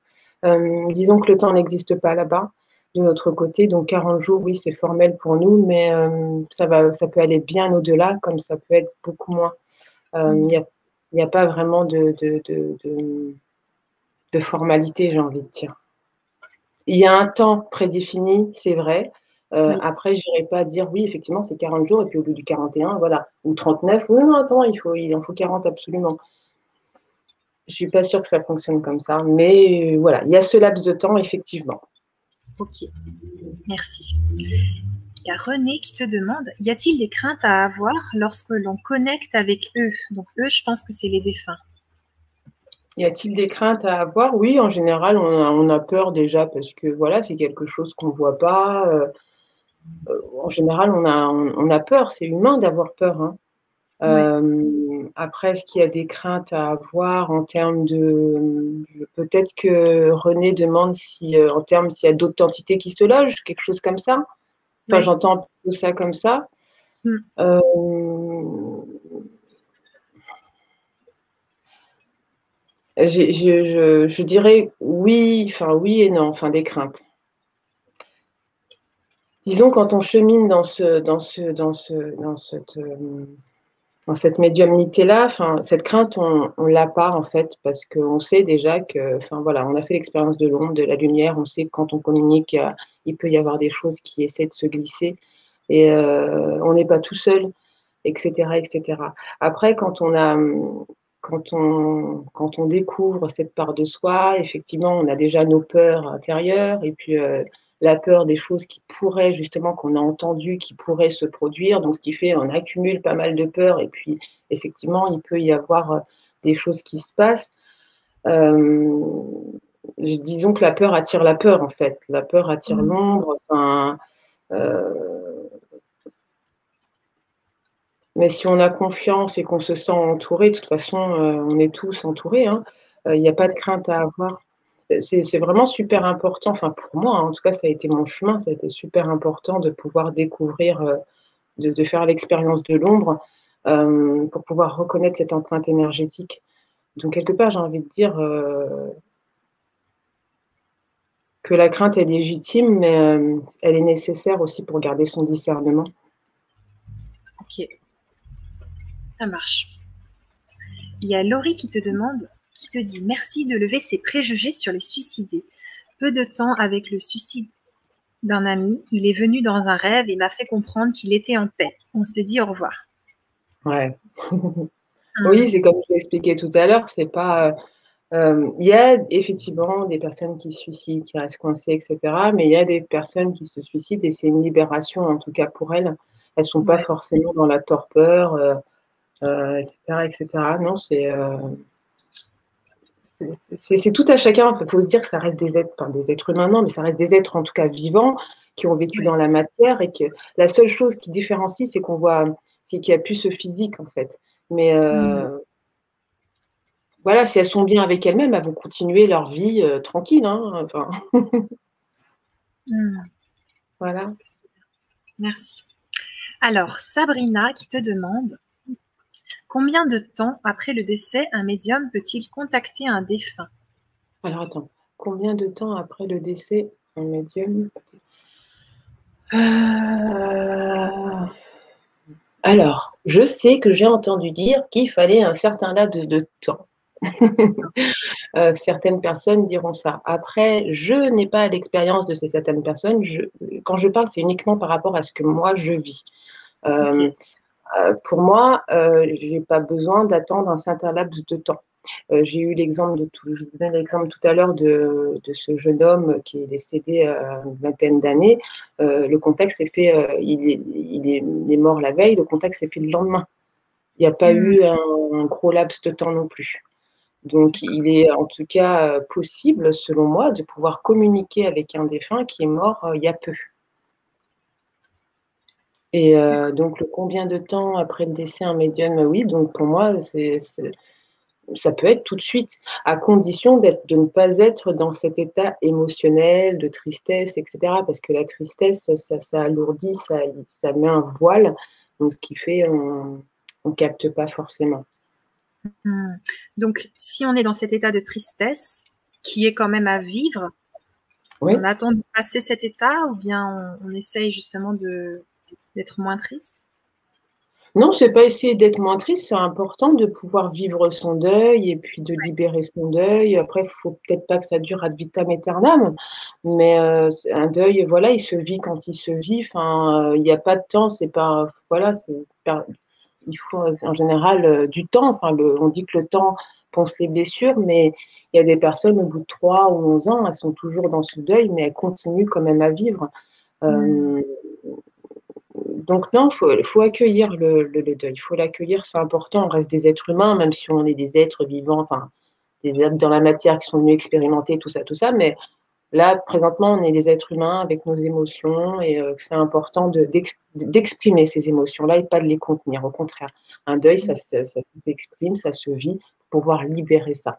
Après, la chose qu'on ne pourra jamais qui nous manquera toujours, c'est la personne physique, pouvoir la toucher, ça manquera toujours, mais on peut vivre en n'étant plus dans cette forme de tristesse en tout cas. D'accord. Ok. Alors, Laurie te demande, pouvons-nous communiquer avec nos défunts en parlant tout simplement comme à des vivants? Ça, tu nous en avais parlé déjà. Oui, on peut. Ah ouais. Okay, super. Il n'y a pas besoin d'un dictionnaire des mots, de prendre un ton condescendant ou ce que je veux. Non, non, voilà, c'est vraiment parler comme moi, quand je parle avec eux, des fois je rigole, je dis ouais, qu'est-ce que tu fais? On est sérieux? Enfin voilà, quand, je suis moi en fait. Je prends. Bon, après, ça dépend. Bon, après, si c'est un cas, une personne qui s'est suicidée ou que voilà, qui a une identité qui est triste, machin, je vais peut-être pas trop plaisanter, mais c'est rester soi et parler naturellement en fait. Ok. Et donc, c'est quand la médiumnité, elle avance, que à ce moment-là, on va entendre les réponses? J'ai pas compris. Est-ce que c'est C'est quand quand, la médiumnité avance qu'on va pouvoir entendre les réponses quand la de la personne? médiumnité. Là, je veux dire, toi, tu entends les réponses du défunt. Ouais. Mais une personne qui aimerait parler avec un défunt et qui lui parle à haute voix, mais qui n'entend pas vraiment les réponses. Donc c'est quand Comment? elle évolue dans sa médiumnité, tu entends par là qu'elle Ouais, c'est ça. d'accord. Bah après, il y a des personnes qui entendront jamais. D'accord. Il y a des personnes, ça va passer à travers les rêves, d'autres à travers des synchronicités, des signes, des pressentiments, ça va être intuitif, ça va être un ressenti. On va sentir qu'il y a une présence, mais on va pas forcément la voir ni l'entendre. Ça va être traduire un langage énergétique qu'on va ressentir. Mais effectivement, plus on avance dans sa médiumnité, et puis il y a des choses, il y a d'autres outils qui se mettent en place et qui s'imbriquent et qui nous permettent d'avoir cette forme de communication. Mais la communication n'est pas forcément verbale, hein, parce Oui, que c'est vrai. souvent on s'entend. Oui, mais j'entends pas, j'aimerais bien parler. Bon, parler, tu peux parler si tu as envie de parler, mais tu vas peut-être pas forcément avoir des réponses. Enfin, l'entité va pas forcément te parler de la même manière que toi tu lui parles. C'est Hmm. vraiment. Enfin voilà. C'est. Ok, ça marche, ça répond. Ça répond à ma question. Alors, Laurie te demande, est-ce que tu penses qu'il existe un destin, que nos morts sont déjà écrites? Je pense que le plan, ouais, est déjà écrit. Je pense que les grandes lignes, notre destin est déjà écrit et je ne suis pas certaine de croire au libre arbitre. En tout cas, j'y crois pas, le D'accord. libre arbitre. Pour moi, voilà, c'est comme un GPS. On choisit le chemin que va emprunter. On peut emprunter une ruelle. Voilà, on peut passer par des chemins de traverse, aller tout droit à gauche, à droite. Mais pour moi, le grand plan est déjà préétabli. Pour Ok. moi, je ne sais pas si je dis la vérité, j'en sais rien, mais pour moi, tout est déjà préinscrit, préétabli, les grandes lignes en tout cas. Hmm, ça marche.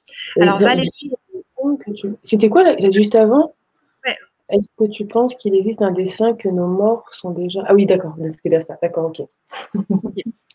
Valérie, elle est hyper connectée avec toi. Je ne sais pas si tu la connais, mais elle dit, je finis tes phrases, Anna. Ah oui, Caleri, c'est une amie, ouais. Et Coucou. Mylène, coucou. Donc, Mylène, elle te dit, nous avons en arrivant au monde un certain nombre de respirations dans cette incarnation. C'est un peu ce que tu dis. C'est déjà écrit. Oui, d'accord. Un certain nombre de respirations. Je comprends pas la phrase en fait. Nous Moi, ce que avons. je pense, c'est un temps donné, c'est-à-dire un temps d'années donné, un nombre de respirations. Elle pourrait dire un nombre D'accord, d'années. Puis après, on d'accord. part. Ouais. Si c'est ça, oui, ok, je suis ok avec Mylène. Ok. Jean-Bernard, il te salue de la Haute-Corse. Salut. Et on a Cristal qui te demande, peut-on aider ces âmes à évoluer et sortir de ce purgatoire où elles sont? Alors, les aider à évoluer, j'ai envie de dire non, parce que c'est pas notre mission d'aider les âmes à évoluer, c'est plutôt l'inverse. Les sortir de leur de cette forme de purgatoire, oui. Si j'entends bien, en tant que les aider à aller de l'autre côté, c'est ça? Ouais, c'est Ouais. ça. Oui, on peut les aider à sortir de ce contexte-là, mais on peut aider à condition qu'elles veulent. On ne peut pas forcer non plus. Si l'âme ne veut pas, c'est mort, hein. On peut sans vouloir faire de jeu de mots, mais si elle veut pas, elle veut pas, hein. C'est tout un processus, c'est un dialogue. Des fois, ça peut aller très vite, des fois, ça peut être très long sur le temps aussi, enfin, des jours, des semaines. Faut avoir de l'énergie aussi parce que c'est très fatigant. Euh, mais oui, on peut les aider en tout cas à traverser ce qu'on appelle l'autre côté, la porte, aller dans la lumière. Mais la mission, tu as parlé de mission tout à l'heure. Peut-on les aider à évoluer en sortant? Mais les aider dans leur mission, c'est ce que j'ai entendu tout à l'heure, ce que tu me disais. Attends. Là, je vois pas trop, mais D'accord. Bon, en tout cas, les aider dans leur mission, bah, c'est juste pour dire que non, parce qu'une fois qu'elles passent de l'autre côté, elles font leur mission, elles missionnent, si elles ont envie de missionner. Enfin, après, ça ne nous concerne plus. Par contre, elles nous aident elles peuvent nous aider. Il y a beaucoup d'âmes qui prennent ce rôle-là à cœur pour nous aider, en tout cas, à missionner, nous, dans la matière. ok, merci. Alors, Mylène, elle parlait d'âmes errantes, des fantômes. Est-ce que les âmes errantes, les fantômes, c'est ceux qui sont justement dans ce purgatoire en train d'errer? Âmes errantes et fantômes. Alors, c'est pas forcément un purgatoire parce qu'on a des âmes errantes, qui sont. Oui, elles errent effectivement, mais on ne peut pas les obliger, et même hiérarchiquement, célestement, on n'oblige pas une âme à passer de l'autre côté de la lumière, quoi. Si elle veut errer, elle erre, hein. C'est elle qui va conscientiser le fait de, voilà, si on lui tend la main, qu'elle ne veut pas prendre cette main-là, elle ne la prendra pas. On ne peut pas forcer une âme à accéder à d'autres plans si elle ne le conscientise pas, si elle ne veut pas. Ok, ça marche.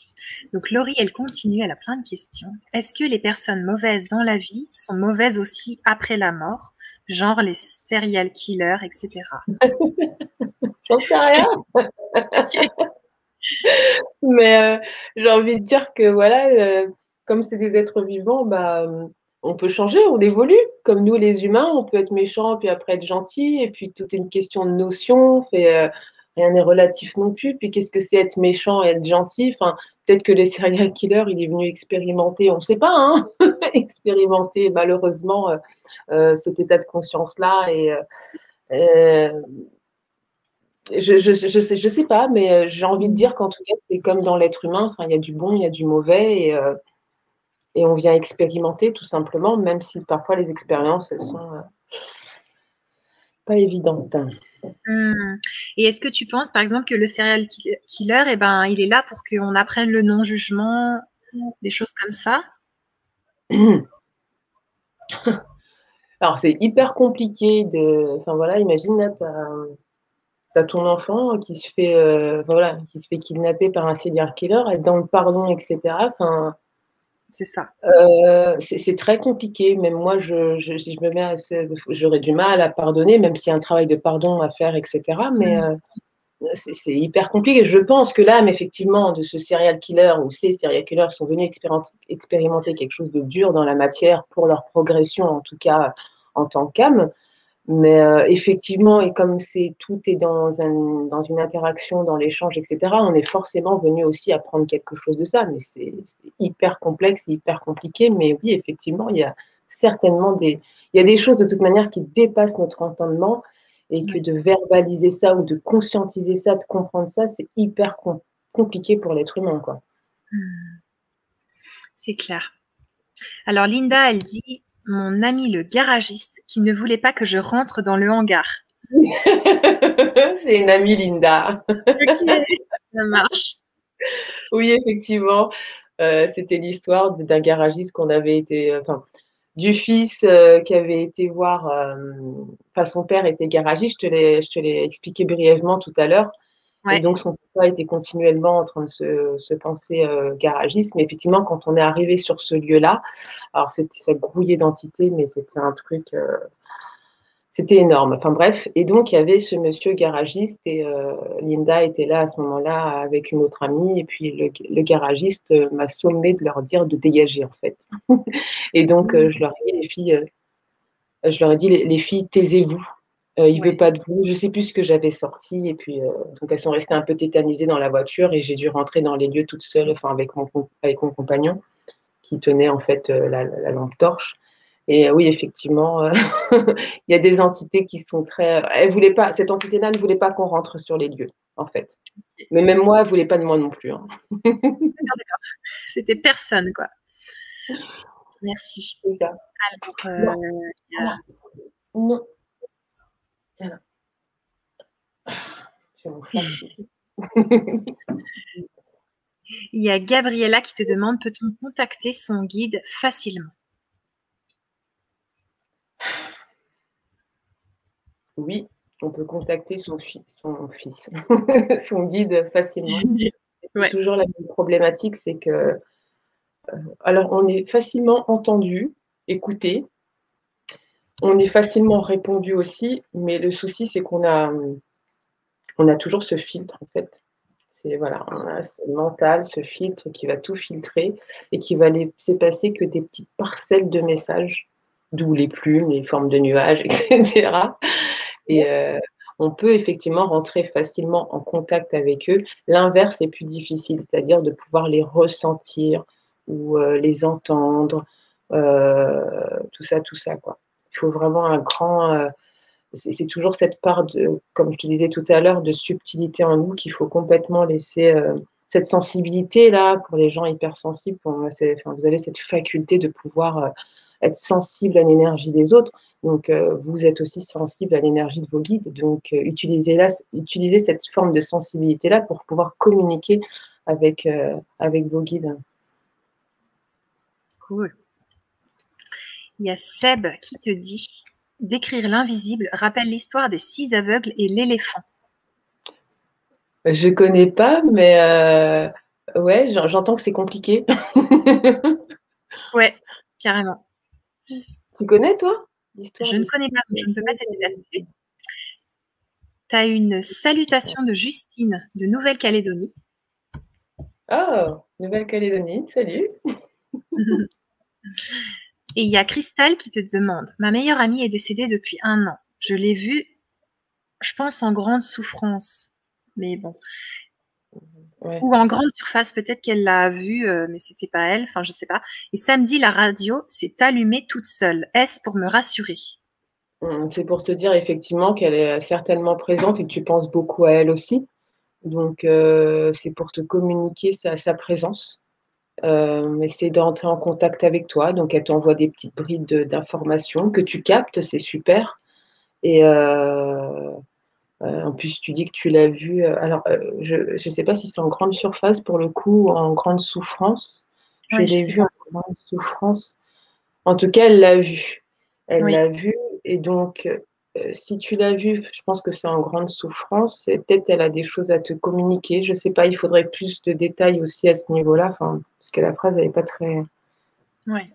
claire pour moi et donc oui, enfin, je pense qu'elle essaye d'entrer en contact avec toi, pour te rassurer en tout cas de sa présence et de son Super. existence. Ouais, dans l'au-delà. Je vous invite à vous procurer les 3 ateliers d'Anna Joanne parce que vous allez avoir plein de réponses et on va vivre vraiment des moments forts. Donc n'hésitez pas si ça vous dit. On a Easy qui te demande: bonsoir des USA, les défunts qui se manifestent peuvent-ils nous provoquer des vertiges, un peu comme un dérèglement ou bouleversement énergétique, s'il vous plaît? Merci. Ouais, ouais, ouais. Ouais, ouais. Il y a alors, j'ai envie de dire qu'on a tous des antennes intérieures, on a tous notre façon de pouvoir capter les plans subtils et effectivement, certaines personnes vont ressentir, ça de manière physique. Donc ça peut être, donc comme pour Izzy, de cette sensation, de vertige.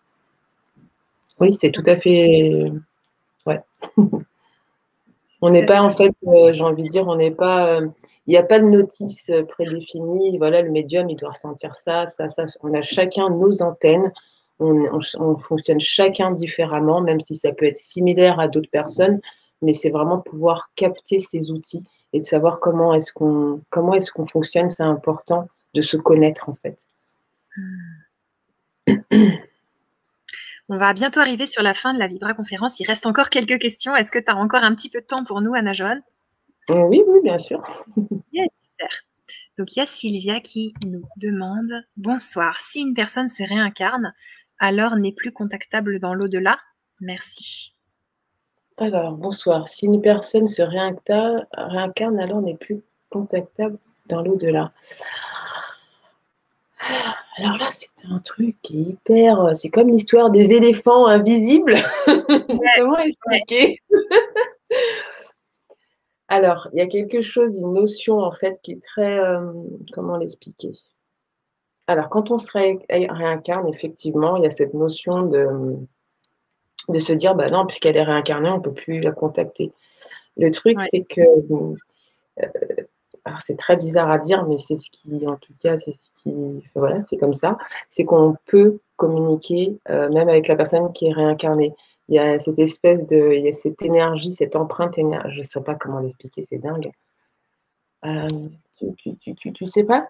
Essaye, essaye, tu vas y arriver encore. Il y a vraiment, il y a l'empreinte énergétique même de la personne qui est réincarnée, qui coexiste et qui existe encore dans l'invisible. C'est hyper dingue et bizarre et c'est compliqué à expliquer.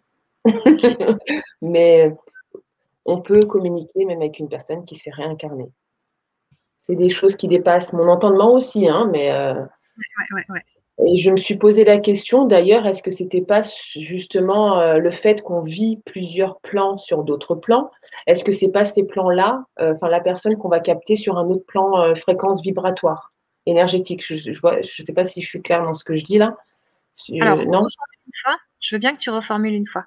Le fait de capter, alors la personne elle est vivante, voilà, elle s'est réincarnée, mais le fait de pouvoir capter, ces énergies, est-ce que c'est pas je me suis posé la question et j'ai eu une forme de réponse qui a été c'est ce qu'on capte, c'est des plans, hem, parce qu'on vit sur plusieurs dimensions, sur plusieurs plans et c'est l'un de ces plans-là sur l'un de ces plans-là qu'on va capter l'énergie de la personne.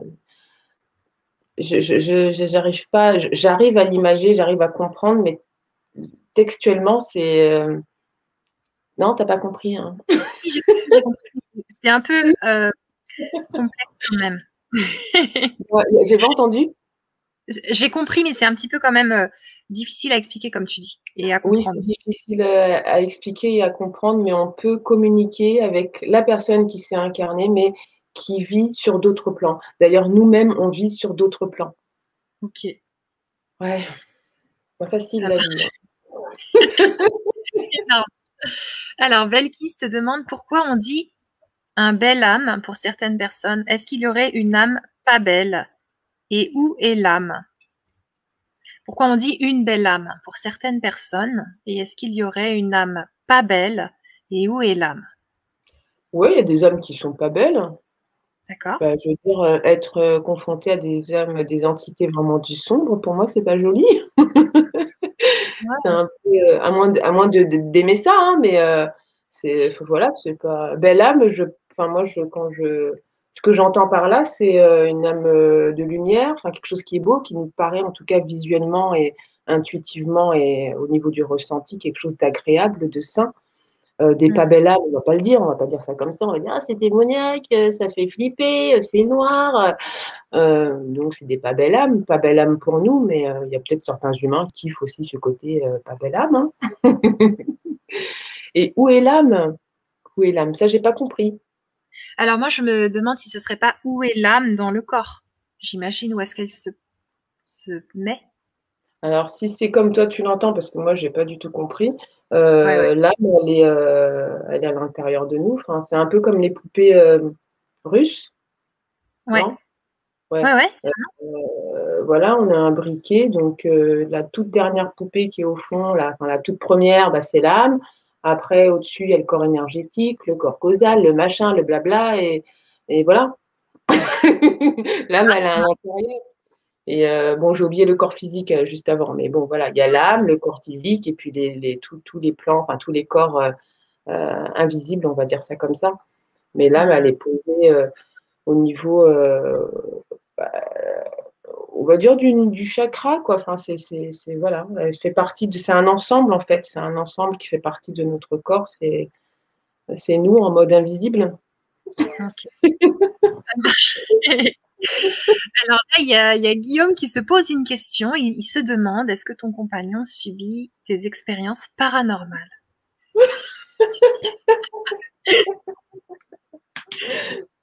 Heu, Tu es pas obligé de répondre, hein. Tu es pas obligé de répondre, hein. Tu as un joker.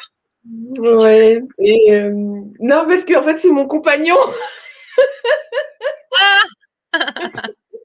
Ok, donc T'inquiète. salut Donc, Guillaume. oui, et effectivement, il subit mes. Il a vécu des expériences avec moi et quelque part, il les subit, oui. Il peut me choisir. Génial. Ok, bon, bah, on a répondu à ta question, je pense, Guillaume Cheminot. Alors, Isabelle te demande, bonsoir, quelle est la signification lorsqu'on rêve d'un défunt? Y a-t-il un sens, un message à recevoir? Ben oui, hein, ça tu nous l'as beaucoup expliqué. Oui, oui, oui. Quelle est la signification lorsqu'on on rêve d'un défunt? Bah, ça dépend du message qu'il est en train de. Enfin, je sais pas, ça dépend si la personne, le défunt communique avec toi, Isabelle. Euh, Y a-t-il un sens et un message à recevoir? Oui, enfin pour moi c'est, enfin si tu communiques avec le défunt, donc le message il est dans la communication que tu as à travers le songe avec ce défunt-là. Je Est-ce que je comprends bien la question en fait? C'est ça que je suis en train de me dire. Alors, je pense que là, elle se demande vraiment si ça a un sens, alors que toi, tu disais que c'est comme ça que beaucoup de défunts communiquent, c'est par le rêve. Donc, il y a Ouais. clairement un message à recevoir. Oui, parce que c'est plus facile pour nous de faire abstraction du mental. Dans le songe, on est complètement détaché de ce mental-là. Donc, c'est plus facile pour nous de recevoir, d'être réceptif et de communiquer avec le défunt et de transmettre les messages qu'on a à transmettre. Donc, oui, dans ce sens-là, il y a un sens de pouvoir communiquer avec eux de cette manière-là. Si c'est dans le monde physique, on va dire en étant réveillé, enfin, il y a la peur, il y a l'hallucination. On va se demander si on n'a pas halluciné. Enfin, on va y mettre trop de paramètres en se disant oh, c'est du hasard, etc., etc. Tandis que là, on est ER et puis on est ouvert, quoi. Ça roule. Alors, il y a ton amie Linda qui revient à la charge. Est-ce qu'elle a un guide? Tout le monde a-t-il un guide? Si oui, tu peux le voir. Est-ce que c'est mon oncle? Lol, maintenant, tu vas être obligé de répondre. Ah oui, on a tous des guides, j'ai envie de dire. On est tous accompagnés, nous ne sommes pas seuls, jamais, jamais, jamais. Nous sommes aussi accompagnés de défunts qu'on a connus ou pas connus. Ouais.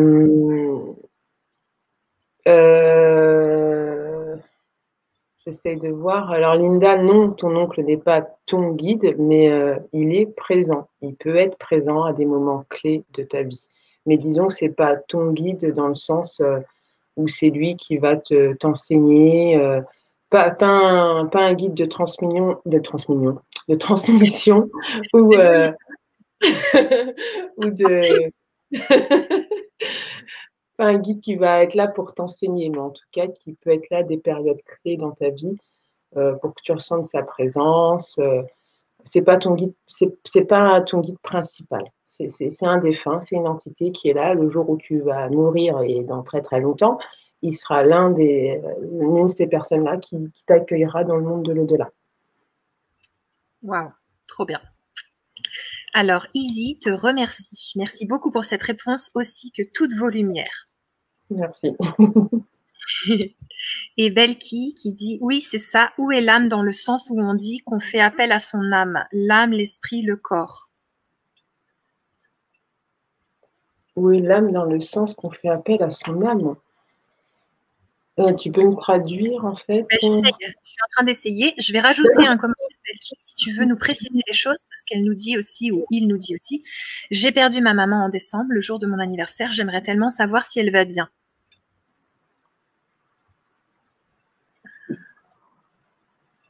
D'accord. Donc là, il faut quoi? Que je rentre en communication? Si tu as un message qui te vient, mais après, on Oui, t'invite, ta maman Belki. va bien. Ok, Et super. tu peux lui parler parce qu'elle t'entend souvent aussi.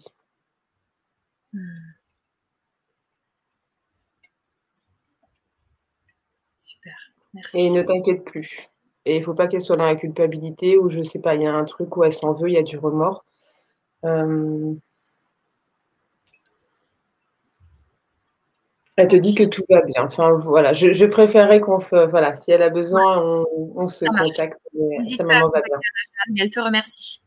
Alors, on va prendre une dernière question et encore une fois, je vous invite à nous rejoindre pour les 3 ateliers qui sont donc disponibles à vie. Je vous remets le lien d'achat dans le chat et j'ai mis aussi donc les réseaux sociaux d'Anna Joanne si vous voulez la rejoindre sur son site internet et tout et tout.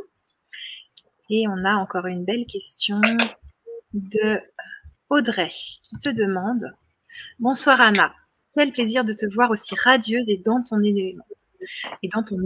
Penses-tu que nous puissions instinctivement reconnaître notre famille d'âme?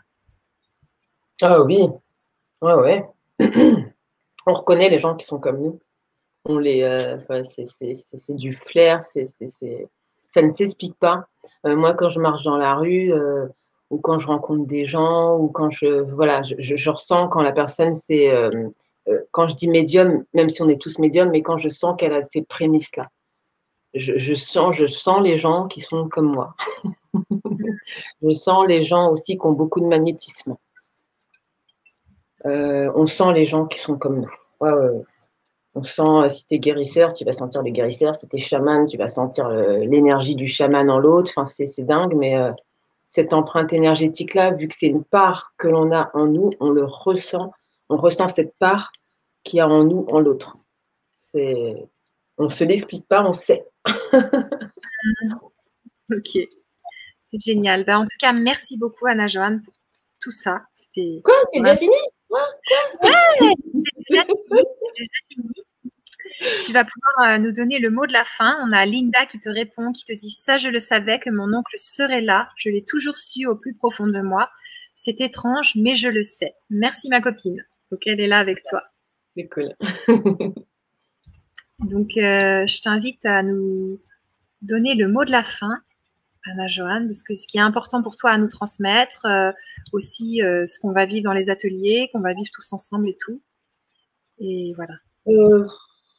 Je sais pas, le mot de la fin, restez authentique, restez vous-même, namasté, salut, bonne nuit.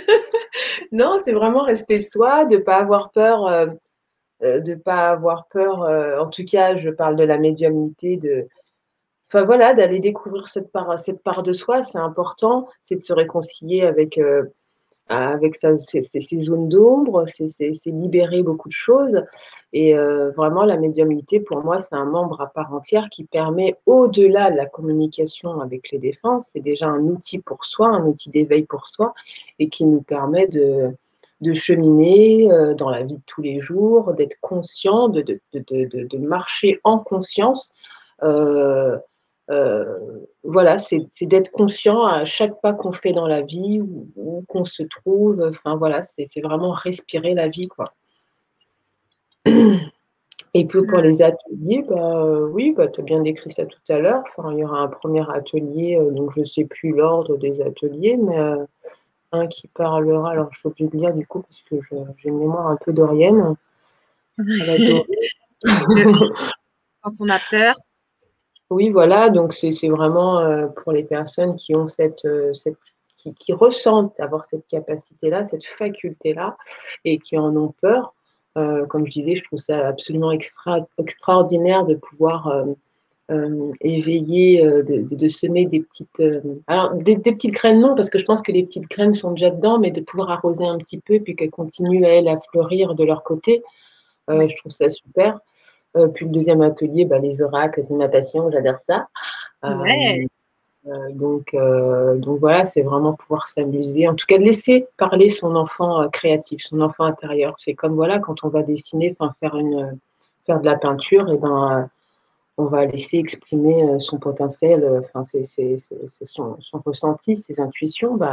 Dans le jeu, c'est pareil, c'est laisser parler son enfant intérieur. Voilà, qu'est-ce que me racontent les oracles? Ça peut être une histoire et plusieurs histoires dans un même tirage. Et puis pour le troisième atelier, c'était quoi? Développer son canal. Oui, c'est comment pouvoir plus être en harmonie avec ses guides, j'ai envie de dire. De plus pouvoir communiquer, recevoir, réceptionner, être en phase avec soi-même, et accepter toutes ces émotions qui nous traversent aussi. C'est important de les accepter. Super. Alors, on a une dernière petite précision de Belkis qui dit « Je précise, on parle de l'ego et on médite pour se connecter à son âme, puis il y a l'esprit. Je préfère parler qu'écrire. Quand on meurt, qu'est-ce qui s'en va, l'âme ou l'esprit? C'est confus. » Ouais, en gros, c'est un peu confus, mais elle se demandait si c'était l'âme ou l'esprit qui s'en allait quand on meurt. Tu peux mettre la question? Ouais, je vais te la mettre, ce sera plus simple. Ouais, je précise, on parle de l'ego et on médite pour se connecter à son âme, oui. Puis, il y a l'esprit. Je préfère parler qu'écrire.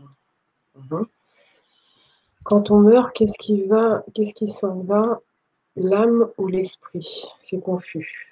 Oui, c'est pour ça que j'ai du mal avec les mots, moi, en fait. Je suis vraiment dans l'expérience même, et que mettre des mots sur chaque truc, ça m'embrouille déjà l'esprit. C'est hyper compliqué, déjà, beaucoup de choses dans la matière.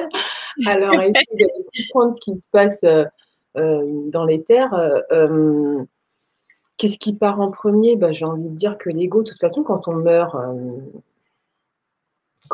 l'ego, il reste. Enfin, il y a l'âme, et puis il y a encore la conscience du fait d'avoir été humain. Il y a encore cette forme d'ego qui reste. Il faut une certaine période de temps pour que l'âme puisse accepter, en tout cas, de pouvoir cheminer, de traverser le pont, aller de l'autre côté de la lumière, etc. Et une fois qu'elle passe cette porte-là, effectivement, son ego n'existe plus, il lâche, en fait. Il ne va plus avec ce bagage dans la lumière. Après, parler d'esprit, là, c'est trop de mots pour moi. L'esprit, j'ai tendance à mettre esprit, âme. Enfin, pour moi, j'ai tendance à me dire que quelque part, c'est la même chose, quoi. Enfin, je me trompe peut-être, mais voilà. Ça va bien comme ça. Elle te remercie pour sa maman, Belkis. Ouais. Il y a Justine qui te dit merci beaucoup à toutes les deux. Audrey qui te dit merci, big up de la part de Kita, Nas, Lyon et Sandra. Et Myriam qui te dit hip hip hip. Hanche, d'accord. Et Belki qui te dit merci pour vos réponses. On est limité quand on écrit. Oui, c'est vrai. Oui, tout à fait. Moi, c'est un peu l'inverse. Je m'exprime mieux par écrit que oralement. Ça marche. Et Fatih qui nous dit bonsoir. Donc voilà. Merci beaucoup Anna-Joanne. Merci à tous et merci à toutes. À très bientôt. À très bientôt.